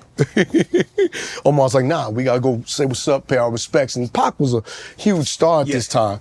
And I was like, you sure? This sure looks like a lot of trouble over there. And so I go over there, give him a hug, we all talk, kick it for 5 minutes, and the BMW pulls up. And me, Omar, and Mitchell, we get in the cab. And we pull off. And I'll never forget the look on Tupac's face as we pulled off. He's kind of just like looking at us like. Maybe I should get in the car with you? He looked like, man, I miss that freedom. I miss that fun. And he was just in this chaos. There was something, a part of him that wished that, it was like the innocence. He could just go with the innocence. Right. And go with the, And so we left. And then 20 minutes later, we heard he got shot. And then I saw Biggie 20 minutes before he got shot. We're leaving a party. We're going down the escalator. Or we're going up the escalator. And he was like, or down, he was like, yo, I love your family. I love y'all. Y'all make me laugh with all the stuff you do, my buddy. He was just bigging us up. And he had I forgot what he had on, maybe a coochie sweater or whatever. And he was, we was talking. He was like, I love you. Dap me up. Good seeing you. Continue success, blah, blah, blah. And I know, Puff since college. Like, I know these brothers. I grew up in Hollywood. So we're leaving the party. I see him again, dap him up. My brother Keenan's in the party with me. He gets in his car. He has a drop top 500 Mercedes SL. I'm in my Range Rover, and we hear pop, pop, pop. Keenan's like, yo, go. And I remember his head as he went over the speed bump, and he pulled off. I went to go eat at Jerry's Deli. I'm friends with Tracy Lee, who was a rapper, and we was all eating over there, and we found out Big got shot. Went to the hospital. Saw Puff and all them outside, or Mark Pitts, all those guys I knew, crying, and I saw Biggie 20 before he got shot. Wow. So 20 minutes after this interview, nigga, you may get shot. I ain't going nowhere. I ain't going nowhere. They got no guns. You 55 cent. The Wayans Brothers show. Yeah. How do you guys get that picked up? Well, Sean did a showcase for Warner Brothers and all these different places. He had a showcase at the Laugh Factory, and Warner Brothers wanted to sign him to a deal. Okay. So he goes to have the meeting, and I just had More Money come out. They said, what do you want to do? He goes, I always want to do a show with my brother Marlon. Right? And me and him was already working on the Wayans Brothers. And he was like, oh, Marlon from More Money and Let Me Come? The two of you? Great. And so we started developing the show. It was David Lee and Leslie Simon, and we sat there and we created the show together. And then we got to NBC, we got to the table read. And they didn't want John Witherspoon. They didn't want him. They thought he was too ghetto. They thought that John was too country, that he was too Detroit. You know that Detroit player, brother. John has a very, distinct personality, exactly. Bro. He was very John the ghetto. They didn't want him as our father. Me and Sean was like, we don't want no other father. And they was like, either you replace the father or you don't get on our air. And we said, we're not replacing the father. And so NBC didn't pick us up. So then we're nowhere. And then WB is being created, and they needed a flagship show. And we did this pilot called Wayans Brothers. And they was like, We'll take it. We'll take it. So me and Sean, with John, we said, you gotta take John Witherspoon, bet. And from there, the Wayans Brothers. You do realize to be on network television, and the only thing that you had to do in order to get on network television was to change a character. You know how many people would have changed that one character? Yeah. But we have a loyalty and we have instincts, and you gotta trust your instincts. Without John Witherspoon, Wayans Brothers, me and Sean is always gonna be funny, but you need a triangle offense. You need that dad. You need that triangle offense. That every time we threw John the ball, we knew that was Curry. We knew it. He stepped. Or Clay. We knew it. Every time John, and we had the time of our lives. We laughed so much. We used to go to lunch together, and John, he's so country. John would order 2 chickens, and we was like, oh, cool. So you gonna split this with him? No, nigga, get your own. This all mine. No vegetables, this chicken. Me and Sean was calling him Chicken Man. And but man, we had so much fun. And he was like always telling me, Marlon, you need to get more keys, see? You need to have more keys. You got this actor key, and you got the producer key, see? Now, you want to be like a janitor where you can open up any door you want. You got to get you them keys. You need to get this stand-up key. And for years, I never did stand-up. I think because of fear. I think because I grew up in this household with all these comedians, and I always felt intimidated. I always felt like, Damon, I'm never gonna match what Damon's doing. And I'm never gonna do what Keenan's been able to do. I can't do what Sean and Kim. Everybody, when you do comedy, you tell stories from your life. Mm-hmm. I got 4 niggas already telling the stories of my life. Yes. So what do I have to say by the time I come along? They don't beat you to the punch. Exactly. But then you realize, oh no, that's their stories from their point of view. And as a comedian, as an individual, I got my own stories. I got my own point of view. I got my own journey with my parents, and my relationship is different. I got each one of these brothers I could talk about and pull from. I went to performing arts high school. Right. I didn't do stand-up till later. I have a different journey. And so that now gives me complete confidence. But John used to always say, Marlon, you got the gifts. You need to go get them keys. And now that he's gone, I'm hitting them stages so hard. Cause I'm like, John, I'm gonna get them keys. I'm gonna get these keys. I'm gonna go down as one of the greats. Cause that inspiration, he's one of the people up there with my parents that I want to make proud, and God. I'm looking at some of the guests that you've had on. You had Bernie Mac, Missy Elliott, Jerry Springer, Gary Coleman, Pam Grier, Monica, Kenny Lofton, Camacho, Busta Rhymes, Keith Sweat, En Vogue, Paul Abdul. Who are some of your favorite guests that you had on the Wayans Brothers? Well, damn, you didn't mention them so fast. I don't. Who's the first? Bernie Mac. Bernie Mac. Okay, so Bernie Mac. People don't know this. Bernie Mac's first movie, Wayans, we put on a lot of people. We put on a lot of people because if you're funny, we want to give you opportunity. You know, the first thing Bernie Mac did, Mo Money, he played a bouncer in Mo Money. Second thing he did, we put him in a movie. Don't Be a Menace. He played Officer Self-Hatred. Wow. Then we put him on Wayans Brothers. Then me and Bernie did Above the Rim together. Like, I love Bernie Mac. Me and Bernie was very tight. You know, I love that man, but I always knew, once again, I always knew he was gonna be funny. I always knew. So he was one of my favorites. I remember we would improvise something, and we'd have some kind of black joke or black in the hat, and then he'd walk out of the room and go, "Shut up, bitch." it would just kill. And he was one of my favorites, Busta Rhymes. We put on everybody that we are fans of. Right. En Vogue, we are fans of En Vogue, fans of Missy Elliott. It was good to act with them and work with them. And we always thought of it like I Love Lucy, you know, where she would have guest stars on, you know, that she was fans of or friends with. And, you know, I remember Busta came on and, you know, we was backstage, and after the show, we gambled. We was playing craps. And I think I beat Busta for like 7G. I think to this day, he's still pissed off at me. He killed them that night. This is what I really want to know, because you were a part of it.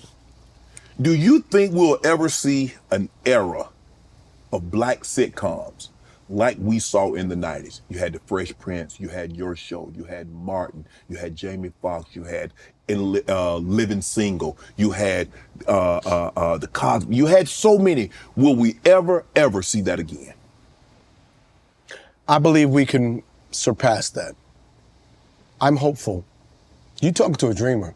Okay. You talking to somebody that understands positive affirmations. Okay. That you put that power in the universe. We ain't peaked. Black people, we just beginning. Okay. We just beginning. Now we gonna have some work to do because as long as we're not owning the networks and owning the airwaves and having the executives that get our humor, then we're gonna be minimalized and marginalized. So I'm hopeful that there's gonna be a new way of doing things. Okay. And I think we'll be able to do even more than what we did in the past, because I think the talent nowadays, you know, there's some special people out there, and not just people, not just actors. Before Hollywood was raising actors. Since me and my brothers came along, and Robert Townsend and Eddie Murphy and all these people, like now, you got visionaries coming along. You got, you know, Issa Rae's, you got Jordan Peele's, you got visionaries. That's not just people that's just like, oh, I'm gonna act in something. You got me. Right. You got people that's like, no. I'm gonna craft something and produce something and create something that is of us. The Kenya Burrises. Yes, the Kenya Barrises. You know what I'm saying? We are visionaries. So we just gotta do more. We have to collectivize. We have to do more stuff together, empower each other, stop breaking each other down, right? Sometimes they don't know. You know, from coming from a legacy, I understand how important it is to build each other, not break each other, right? We ain't crabs in a barrel, right? How can I help your platform? How can I help you out? Right. One day if I have a show, hey, can you come? Yes. I'd love to have Goat talk with you and talk to you about your legendary career and all you've done and how you've grown as an industry and how you've grown from, I remember when you first came on the air. Mm-hmm. When you first came on, you could barely, boy, you were southern as hell. Who put this man at that dip in the back of my mouth and then dip out there, them dip. You was, and now you doing this, you doing vocal exercises before. I said, look at this man. He taking this craft serious. I said, go on, Shay. I was watching you. Yeah. But I'm proud to see the evolution, right? I'm proud to drink this. Thank you. I'm proud to come on this platform. I think we need to do more of this. Right. I don't believe I need to break you down to build me up because that's insecurity. I believe in love. And I'm gonna have a great journey. I'm gonna work with wonderful people and do wonderful things. Explain to me and my audience, how does syndication work? Because you say it's like living... They stopped that shit, damn it! After Seinfeld, they said, after Cosby, they said, no more niggas gonna get that much money ever. So syndication was, you had to do what, 100 shows? 100 shows. 100 episodes. 100 episodes. I personally, I think if I do TV again, I wanna go back to that model, for me. Yeah. I wanna do sitcom, I wanna do TV. But they won't syndicate you anymore? I want to do it. I think it's still a model that is necessary. I think the brands need a place to go. I think the networks have given up and they've allowed the streamers to kill their business. See, we live in a greedy business and they try to compete with each other. I just feel like sometimes, let Netflix be Netflix. Right. Everybody ain't got to create that. You gonna kill your business to go try and do their business and spend all this money chasing their business when let them have their business. I like the syndication thing. I could do a Netflix or a stream. I've been very successful on all those. But I truly believe in the syndication thing. You do 100 episodes, maybe 200 episodes, and then you sell it market by market. And then you sell it to the streamers. There's a big business in it. I paid $3 million an episode. If I get $3 million back on the first run, then I'm recouping everything that I've made. And then the second run, and if I'm getting $1 million an episode for those 200 episodes, that's $400 million. Right. Right? You got to think about the business of the business. And now I just feel like our business is gobbling itself up and we need to break out of it, and get back to not everything being under one roof. When did you realize that you could write? That you could really I can write, but I can write stuff that could become a movie. I could write things that can become a sitcom. When did you realize that you had that gift, that you could really, really do this, Marlon? I think when I wrote my first sketch I ever wrote on my own was Shabba Ranks' Mr. Ugly Man. Okay. It was funny because I did it, Mr. Ugly Man, come on. And people get mad. Listen, man, y'all can't get mad over jokes. I'm like, if you're gonna get me mad about a joke, you better get in line. There's gonna be a lot of angry niggas out there. I remember I had to run. I was on the set of Living Color, and I was dodging Shabba Ranks because he was on as a guest. You ever run into Shabba? Yeah, he was a guest on the show. Oh, man. Keenan set you up. He sure did, boy. He set you up. And when I met him, I said, well, what am I doing for now? Because when you do it to their face, mockery is the greatest form of flattery. Right. But doing my first sketch was like, okay, I can do this. Right. And then when we went through those 26 drafts, when we did Don't Be a Menace, I could do this. Then we did Scary Movie, and we had to go do those 19 drafts. Now, for me, my specials now, my stand-up, I don't even write it down no more. Really? I'm like Jay-Z in the booth. I remember everything. I write it in front of the audience. Right. So I don't sit at home and go, this was funny. I go up with a concept and I go, all right, I'm gonna work this out right here in front of the audience and see where it takes me. And there's gonna be some quiet moments, but I'm gonna do that. And I started doing that when I did God Loves Me, which was all about the Will Smith, Chris Rock slap. Right. And I wrote the whole thing in my head in 3 months. And I didn't tour it for long. I toured it maybe 3-4 months, and then I filmed the special. And then after that, I was like, oh, wow. I'm in the Matrix. I just ate the red pill. I'm in the Matrix. Things is moving slowly. Like I see all these numbers, and I can put all these numbers together and create these formulas. Right. And now, good grief, same thing. I don't write it down. This new one that I'm working on, I'm on tour. Make sure you catch my tour. The Wild Child Tour, coming to a city near you this fall. You're gonna see, I'm not just up there telling jokes. I'm up there telling great stories. And it's like watching a movie because you got all these different characters and this hero that's going through this thing to get an elixir, and all along the way, it's just joke, bah, bah, bah, bah, relentless. And then there's a little bit of heart, and then there's some spirit. I want you to come down and check me out. I wouldn't say I'm in a special place until I've really felt that. I've always been a humble man. Right. I've always been humble because I've been raised, I know what greatness is. Yes. Starting to see mine. Wow. You get to a point in your excellence through your work ethic, and you go, oh no, I know what I'm doing. Scary movie. Miramax. Yeah. That's Harvey. What people don't know, that was Harvey Weinstein's company. Harvey Weinstein and his evil, ugly brother Bob. I'm gonna have to drink on this, man. You know, talk about now. See, you waited for 4 shots in for you to start getting juicy, and then this thing got real hot all of a sudden. Did you turn this up? No. This is the hot seat. What? We can turn it down. We gonna turn it down. So I read that Scary Movie that you guys got a really, really crappy deal out of that. I think in Hollywood you always get crappy deals. But that's not just your 7th or 8th deal. Maybe your first one. I think the first one we got a crappy deal, definitely. But the second one, this first one was so big. You know, we opened at $42 million. Yes. Which was unheard of. Yes. And they try to say for a black director that was a record breaker. No, that was a record for just a comedy director, period. And that's what I love about Keenan. Keenan was like, no, don't you put the black label on me. Don't you minimalize or marginalize my success by you trying to label it. Let's let that bleed so that other black people can know that there's not such a thing as just black success. Because black success has a ceiling. No, just success. And I just so happen to be black. Mm-hmm. And that's how he wrote.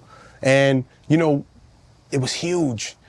So they was trying to make a deal for the second one the weekend of, because they seen the track and they know it was going to be huge. So we got a good deal on the second one. Right. You know, we got a 20 against 20 deal, and then Miramax did what they did. You know, I always say, you know, they didn't just rape and molest women.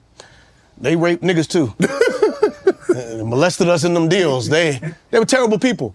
Terrible people. Did you know that was going on behind the scenes? Had you heard whispers of things that he was doing to women or people that were trying to get in position? Did you hear anything about that? Did you know anything like this was going on? I hear things. Right. But, you know, he never tweeted my book. Nigga never asked me for a foot massage. I'd have been like, man, we don't get the fuck out of here. But if I had heard, like, if I'd have known somebody, if somebody came to me, I would have pulled up on him. Hey, man, don't do that. I'm gonna tell you how to do your business, but you ain't gonna do that business to my people. Right. Don't do that. That's just not how you conduct your business. If you want people to be successful, you don't use your weight to try and get something from somebody. You should want people to be successful for themselves, and the feeling that you get is the fact that you help nurture them and make them successful. This other thing, that's toxic, but God comes for you. Mm-hmm. All the toxic things that you did to me and my family, when you took the franchise from us, took it from us. That was a franchise and then they stole the idea for the third one. Right. We as gentlemen, we walked away from the third one because it was like, well, first of all, they took it from us, put it in and gave it to somebody else because we couldn't make a deal. So they gave it to somebody else, and they didn't even tell us. They read about it in the papers. We was like, okay, cool. So then that crapped out, because I'm gonna tell you something. You can try. You can try. You can't do Wayans shit without the Wayans. Yeah. You can try, but eventually you're gonna lose a lot of money. Because what we do is special. We have 200 years of comedy between me, Sean, and Keenan. Damon, Kim, we have a lot of years of excellence at what we do. You can't just put anybody on they're gonna just do it. You can't do what we do. Right. You can do a version. And so they did the third one, took the idea, we pitched them.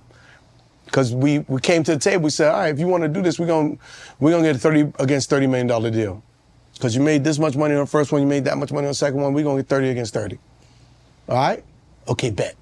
We come in, Keenan has the meeting, pitches his idea. They go, we love it. We're gonna make an offer. They make an offer for what we made on the first one. But hold on, you just said we're gonna you got us on the first one. Mm-hmm. We did okay 20 for 20 on the second one. We're gonna do 30 for 30. Ain't no offer to be made. You already told us what we gonna get on the third one. Mm-hmm. How you gonna make an offer? Yeah, you feel that outrageous feeling that you feel? Yeah. That's what we felt. Times 3. So we was like, you know what? No. We told you what it was. You're not playing gentlemanly.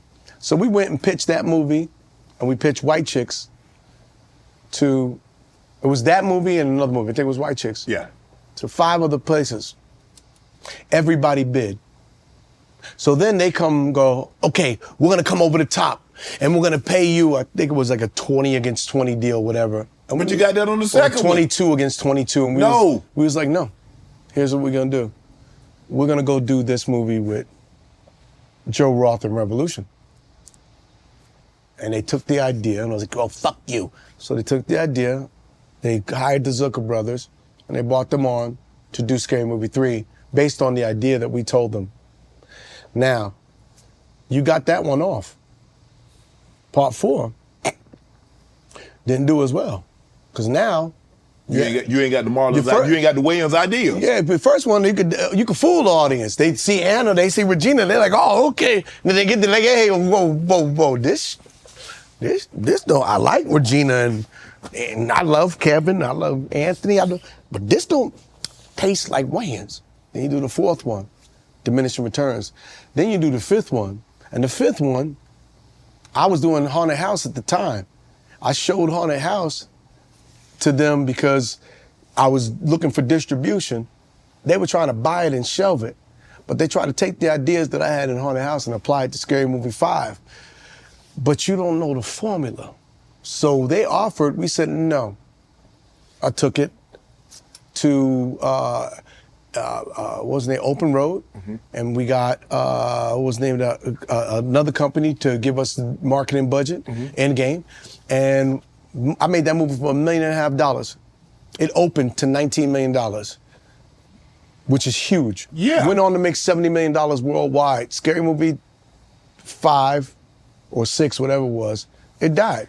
And they spent a lot of money to make that movie. Now that money that you spent making that movie, you could have saved you some money and made some money. And you could have recouped the money that you spent making the movie. All you gotta do is pay the professionals that do it. And I'm not asking you for anything that's crazy. I'm just asking for you to respect what the craft is and what we know how to do. I wanna all make money together. But God is everywhere, right? So we didn't retaliate, we did nothing with it like this. You didn't file no lawsuit like he did? We should have. We didn't. Go like this, all good.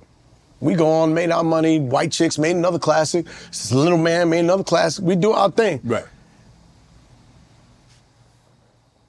Fast forward to, sometimes you ain't gotta do nothing, because God's gonna do it all. Let him handle it. God's revenge, when God comes for you, you gotta trust God. You don't retaliate. Vengeance is mine. They took Miramax. this company Miramax, Disney took it. Then they had the Weinstein Co. And then all this stuff started going down with the rape allegations, and they took that company too. And now your brother's in jail and you ain't in the business. I didn't have to do nothing. Right. All you had to do was be good businessmen. Right. We asked for nothing. We did nothing wrong to you. We didn't ask for nothing. We didn't ask for anything that we didn't earn. But sometimes they get mad that a black man has a nerve to ask for what his money's supposed to be.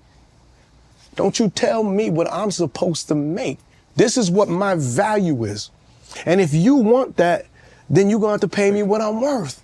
And if not, hey man, I'm gonna keep it moving. I ain't got no beef.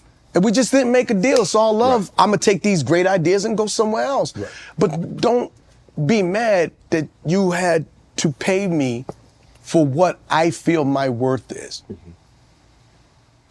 Can I ask you about this? Because people be asking me about it. These Hollywood parties. Marlon, you been to the Hollywood parties. What's going on at these Hollywood parties? I left early. Because people think that. I've been to plenty Diddy parties. I left early. I swear to you, I've never seen the stuff that they claim to be going on. I never seen it. I never, those aren't the type of parties that I go to. I don't frequent those type of parties. And even if I go, like I said, I've never seen any of this. I'm like, when I hear about it, when did that happen? Yes. At what time did this go down? Because I was there till 3:30. You mean 3:32? So they waited for me to leave? Like, all right, good. That Wayans nigga's gone. Yeah. He talked too much. I've never seen it. Never seen nothing. You know, I see drugs, you know. Yeah.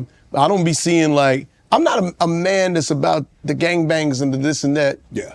If I party, I like my own party. Yeah. You know what I mean? Even if I'm me and, you know, back in the day it'd be me and some chicks, it'd be me and some chicks. I don't need me, some chicks, and some dicks. Nah, this is my party. It's my swell. Ain't no Amtrak's going on. It's all love. This a love session here. Like, go. But you know Amtrak's. Because that'll get you in trouble. Yeah. I see the forest through the trees. Because I got God in my life. Right. I got my daddy in my life. I got my mama. Don't do that. Yep. Now you know better. Yep. Everything that you do, one day can come back to haunt you. So you gotta be careful how you show up. I don't have no blemishes on my NASCAR. I am brand clean. I don't go to jail. I don't do DUIs because I don't drink and drive. If I'm gonna have me a drink, I don't care where I'm at. I'm gonna call me an Uber. Right. I don't drink and drive. I don't get into silly things. Yeah. Yeah. I don't do that. I don't carry jewelry or nothing of value because I don't want to give you a reason to want to rob me. I got nothing. You want a credit card? Go for it, man. You got 20 minutes. Have at it. Right. Go rock out before I have to call in this. Someone stole my car. I don't drive fancy cars like Rolls Royces and no, I got a Prius. No, I got not a Prius. I ain't that cheap. Yeah. I got one car. I got two cars. I got a 1994 Range Rover. 94? And it's still operational? Sure is. Only 50,000 miles on it. 1994 Range Rover. Wow. And I have a Tesla that I'm about to drive over a cliff. I don't like what he be saying about his trans child. It make me mad. You don't treat them babies like that. You don't disown your babies. Yeah, that was your sperm weird. It ain't their fault. Yeah. Elon, your sperm weird. It's okay to have weird sperm. I got it too, man. Shit. Love your child. So my point is, I watch how I conduct myself. Because I'm not just doing this for me. I have to answer to God. I got to answer to my brothers. I have to answer to my legacy. I can't act a certain way. I have to answer to black people. I have to answer to kids that want to be like me. There's a lot for me to answer to. Mm-hmm. There's a bunch of people that want to come laugh and feel good, and I owe it to my fans to walk through this life and be an example as best as I can. Now, I will go on my runs. I will curse out United Airlines. Yeah. I will. When I'm mistreated, I'm a talk bad about you. But if I don't have to, I'm a refrain. But I watch my conduct. You have to watch your conduct. So I don't go to those parties like that. I've been to parties, but like I said, I never saw nothing. I'd be so surprised when I hear certain things. Like, that happened? Yeah. Where was I when that happened? Exactly. Hello, I'm Shannon Sharpe, and I'm a Rose sponsor. Do you want hotter, more spontaneous sex? Rose Sparks can help. Sparks offer dual action prescription treatment that's giving men stronger and harder erections. Rose Sparks works faster than other treatments because they're dissolved under the tongue and go directly to the bloodstream. Why does that matter? Because now when the mood is right, he'll be ready. No more waiting for that pill to kick in. Plus, Rose Sparks stays active in your system for up to 36 hours. But when you get aroused, hey, woo, you get hard without waiting. With Rose Sparks, guys can get more confidence in bed, more satisfaction for their partners, and more control when it's sexy time. Rose connects guys with a medical provider 100% online. There's no awkward conversation with an in-person doctor. If approved, treatment ships directly to the door. To find out if a prescription for Rose Sparks are right for you, connect with a provider at ro.co/Shay Shay, URL, that's ro.co/Shay Shay. White chicks. Did you? Were they at that party? A few. Did you think white chicks was gonna, when you're making white chicks, obviously you and Sean, I think you, Sean, and you said Keenan and a couple other people was writing this movie, and you're like, okay, yeah, this blah, blah, blah, blah, blah. So when you're shooting this movie, obviously you're getting laughs. Did you think it was gonna do this? Yeah. We was like, it's special. Nobody's done it. I mean, you have to understand, that was the hardest movie Sean and I ever did. Yeah. To act in with two black men playing two white girls. Right. It's supposed to be summertimes in the Hamptons. Yes. We're filming wintertime in Vancouver. We're doing 7 hours of makeup. We got these big ass feet and these little fucking heels. Right. Bunions was popping. Thongs. Like, you understand? Then when they put these contacts in, that was the worst. Hair going in your mouth. 7 hours of makeup. And then after that, in order to get the movie done, me and Sean pushed our call time. We did something called forced call. Okay. So you're normally supposed to work a complete 12-hour day, and then you got to send the actors home so they can sleep, and that's called getting your turnaround. Right. We pushed our turnaround. So we would do 7 hours of makeup, and then from the time we got out of makeup, say we went in makeup at 3 in the morning, and we finished makeup by 10 o'clock. 10 o'clock, we start filming, and we film till 12 o'clock at night. Go home, get 3 hours sleep, come back, do it again.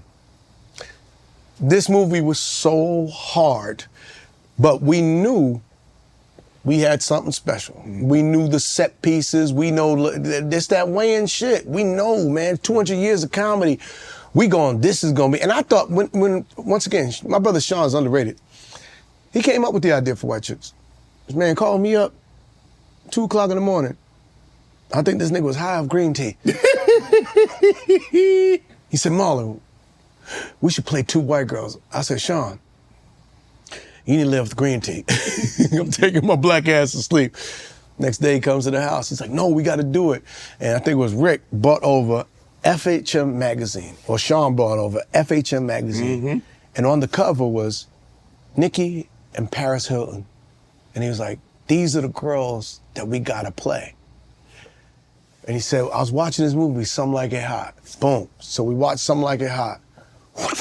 Like the Matrix. He was like, that's it. I see it. Instead of criminals, we're going to play cops. Instead of two white guys playing two white girls, we're going to play two black men playing white girls.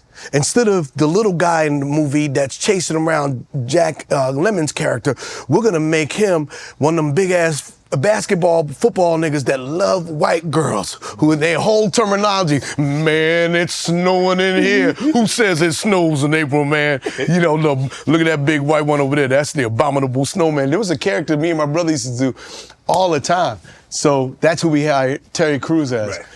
And then all the girls, the dance numbers, we knew, and it's so much so I had such a good time. I still found time to hang out with the cast because I loved all those girls. We had such a good time. To the point to where me and my brother were staying in Yaletown. We had this dope townhouse. Right.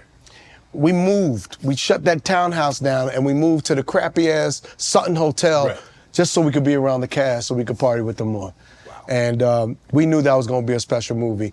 And you know, to this day, people like the stigma of you wearing a dress and the white man that got you wearing a dress and no, man, you got it twisted. The white man got me wearing a dress. I didn't do this to try and get in Hollywood. This was something that we created because we said this would be funny. Right. Black people, black artists, stop minimalizing your creativity. We should do it all. Physical comedy, we should do drama, we should do, romantic comedy. You gotta do slapstick. We should be able to cover all forms of our expression of comedy, because white people don't do that. White people don't sit there and go, man, look at Dustin Hoffman wearing that dress. Robin Williams. Look at Robin Williams wearing a dress. There you go. Robin Williams wearing a dress again. Didn't Dustin Hoffman look win at the Tom. award? He won. Did he win? Black people get skewered and scrutinized. White people win statues. Robin Williams won a Golden Globe for Mrs. Doubtfire. Dustin Hoffman won an Oscar for Tootsie.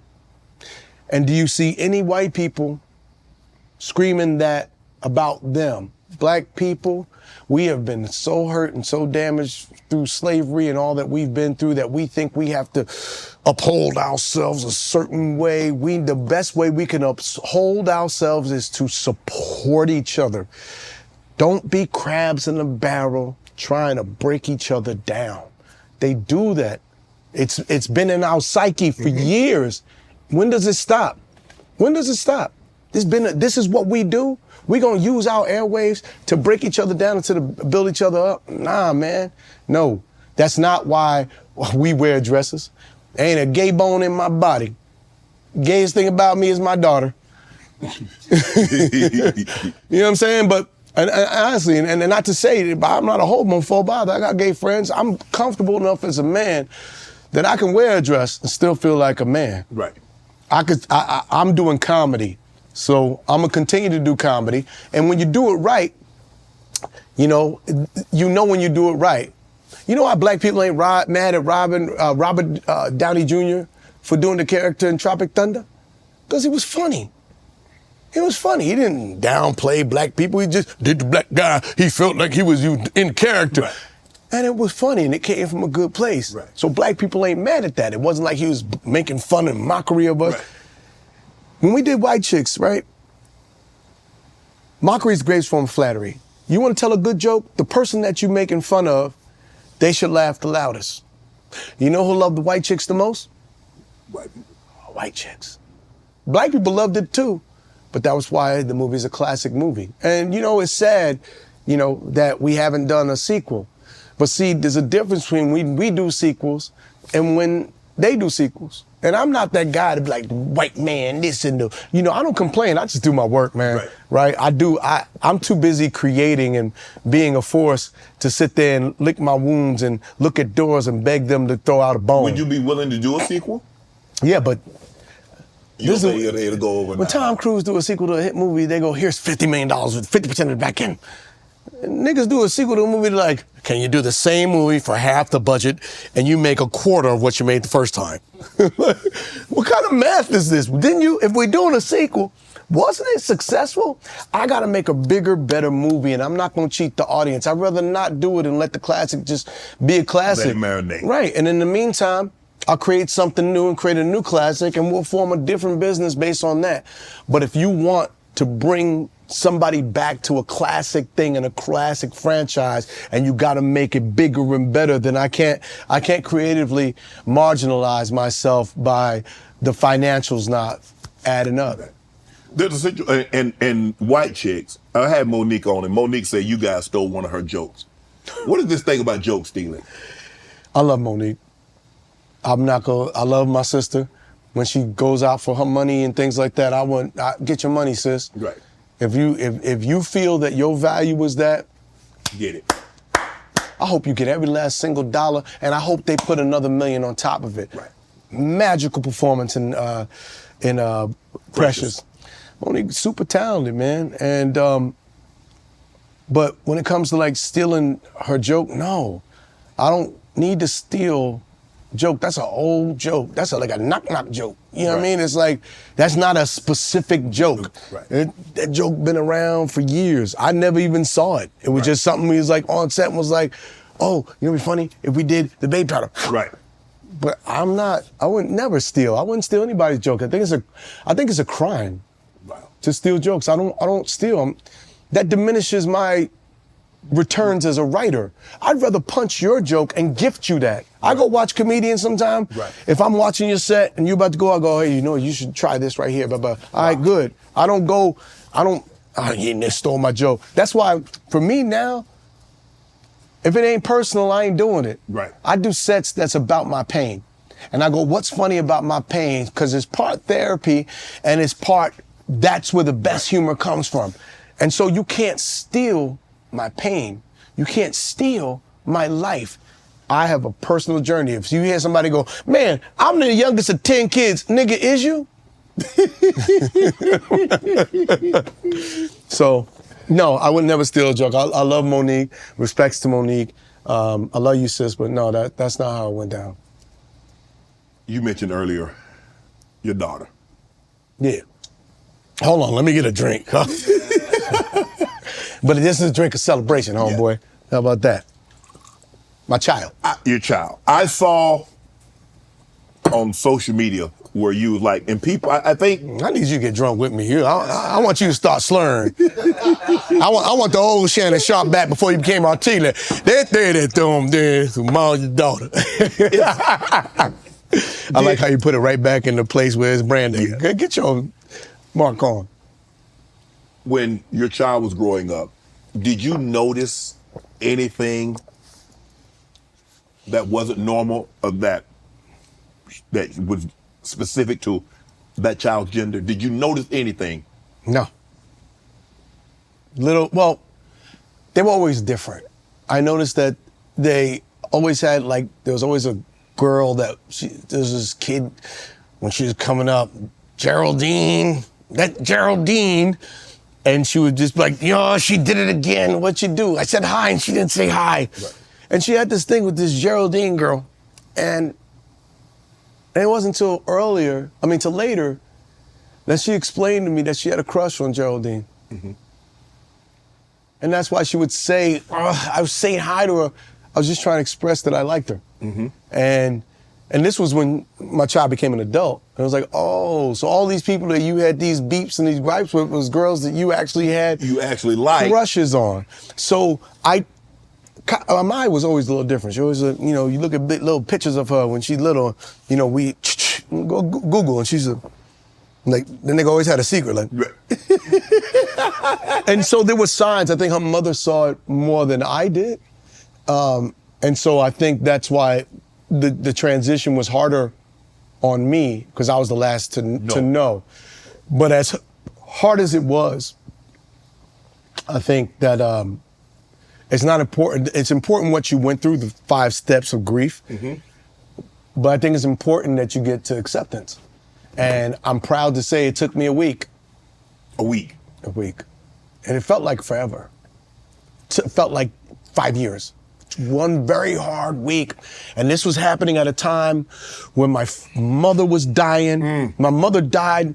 My father was sick. A couple of my friends, people I love, had brain aneurysm. John Witherspoon died. 57 people I love died. I was broken. And then it was the other weight on top of me, like, what do you mean you're transitioning to what? And for 1 week, I was resistant.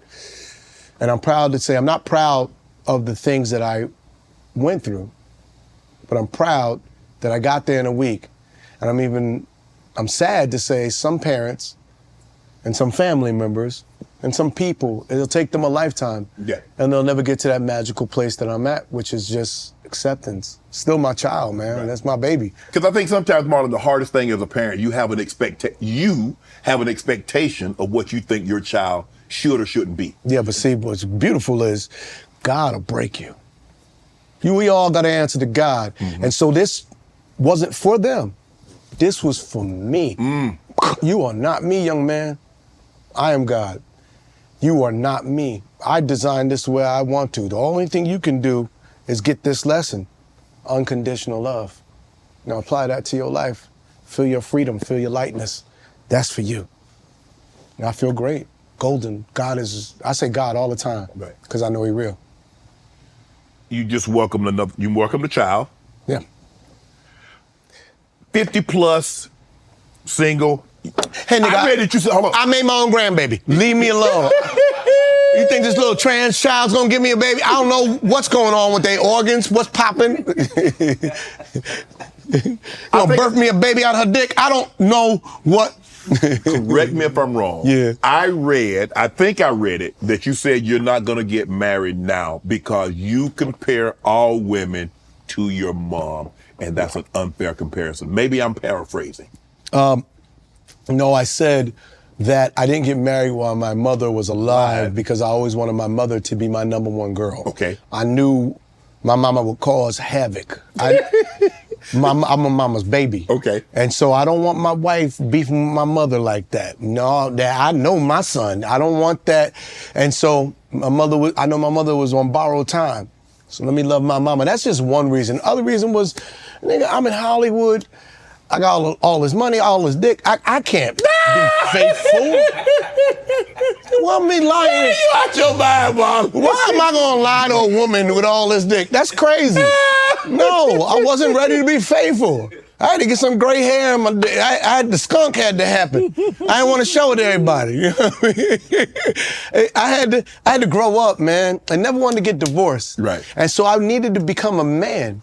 And it took my parents to go for me to finally be like, I could see myself getting married. Oh, wow. I could. Man, nobody gonna marry your old ass. Here, pull his old ass, long, soggy, used up penis out. Who want this? Who want this? How different are you going to be being a father to this recent child, compared to where you were in the beginning, your first days as a father? A little easier, right? Less expectations. They gonna be what they gonna be. You know, my other kids, you know, they go to fall. They climb, but they got this one, I'm like, all right, she gonna learn when she fall down. She bust her ass, get that knot on the head. She gonna learn not to climb on high things. Yeah, she gonna touch that hot stove. Little nigga burn her hand, she gonna be like, no, hot. We'll do it again. So you become a little bit, and you leave space for error. Mm-hmm. I always wanted my kids to go, you're studying, you're doing this, you're doing that, Yes. you're being great. Yes. And this one, I'm like, have fun. Have fun in life. You want to play piano? You want to play instruments? You want to sing? Whatever you want to do. Right. Let's go do the things that you're interested in. I don't care if you give me all A's. I care that you give most effort in the things you love to do most. Because that's what you're going to do for your lifetime. Right. So if you get A's in that, man, just give me a C and the other thing, C minus. I'm good. Because the thing you're excellent at, you're going to be excellent at. Less pressure, man. I know life. The most important thing about life is to be happy. I'm not gonna be in the way of your smile. Right. Daddy supports you and loves you with anything that you want to do. Kai broke me. Kai broke my ego. Kai broke the thing where I was like, you gotta be this and you gotta be that. Hey man, I ain't gotta be nothing. Whatever y'all want, I just gotta be a father and I gotta love you. And I hope I'm an example and I hope you feel loved. But I want you to be happy. Catch Marlon on his Wild Child tour right now. Tickets are on sale at marlonwayansofficial.com. Watch his 4th stand-up special, Good Grief, on Prime Video. Marlon Wayans. My man. Legendary talk. Bro, appreciate you, bro. I just want to say, I'm glad I came to this fine establishment with you, brother, to have this conversation with a real set, with a fireplace. Yeah. You know, from one legend to a one day legend. It's good to sit down with people I respect, man. And my man, I love sitting down with you. Yes, sir. Get my cigar. You tried to take him back. I sure did. Damn, got me. Give me my damn liquor. All my life, been grinding all my life. Sacrifice, hustle paid the price. Want a slice, got to roll the dice. That's why all my life I've been grinding all my life. Look, all my life, been grinding all my life. Sacrifice, hustle paid the price. Want a slice, got to roll the dice. That's why all my life I've been grinding all my life.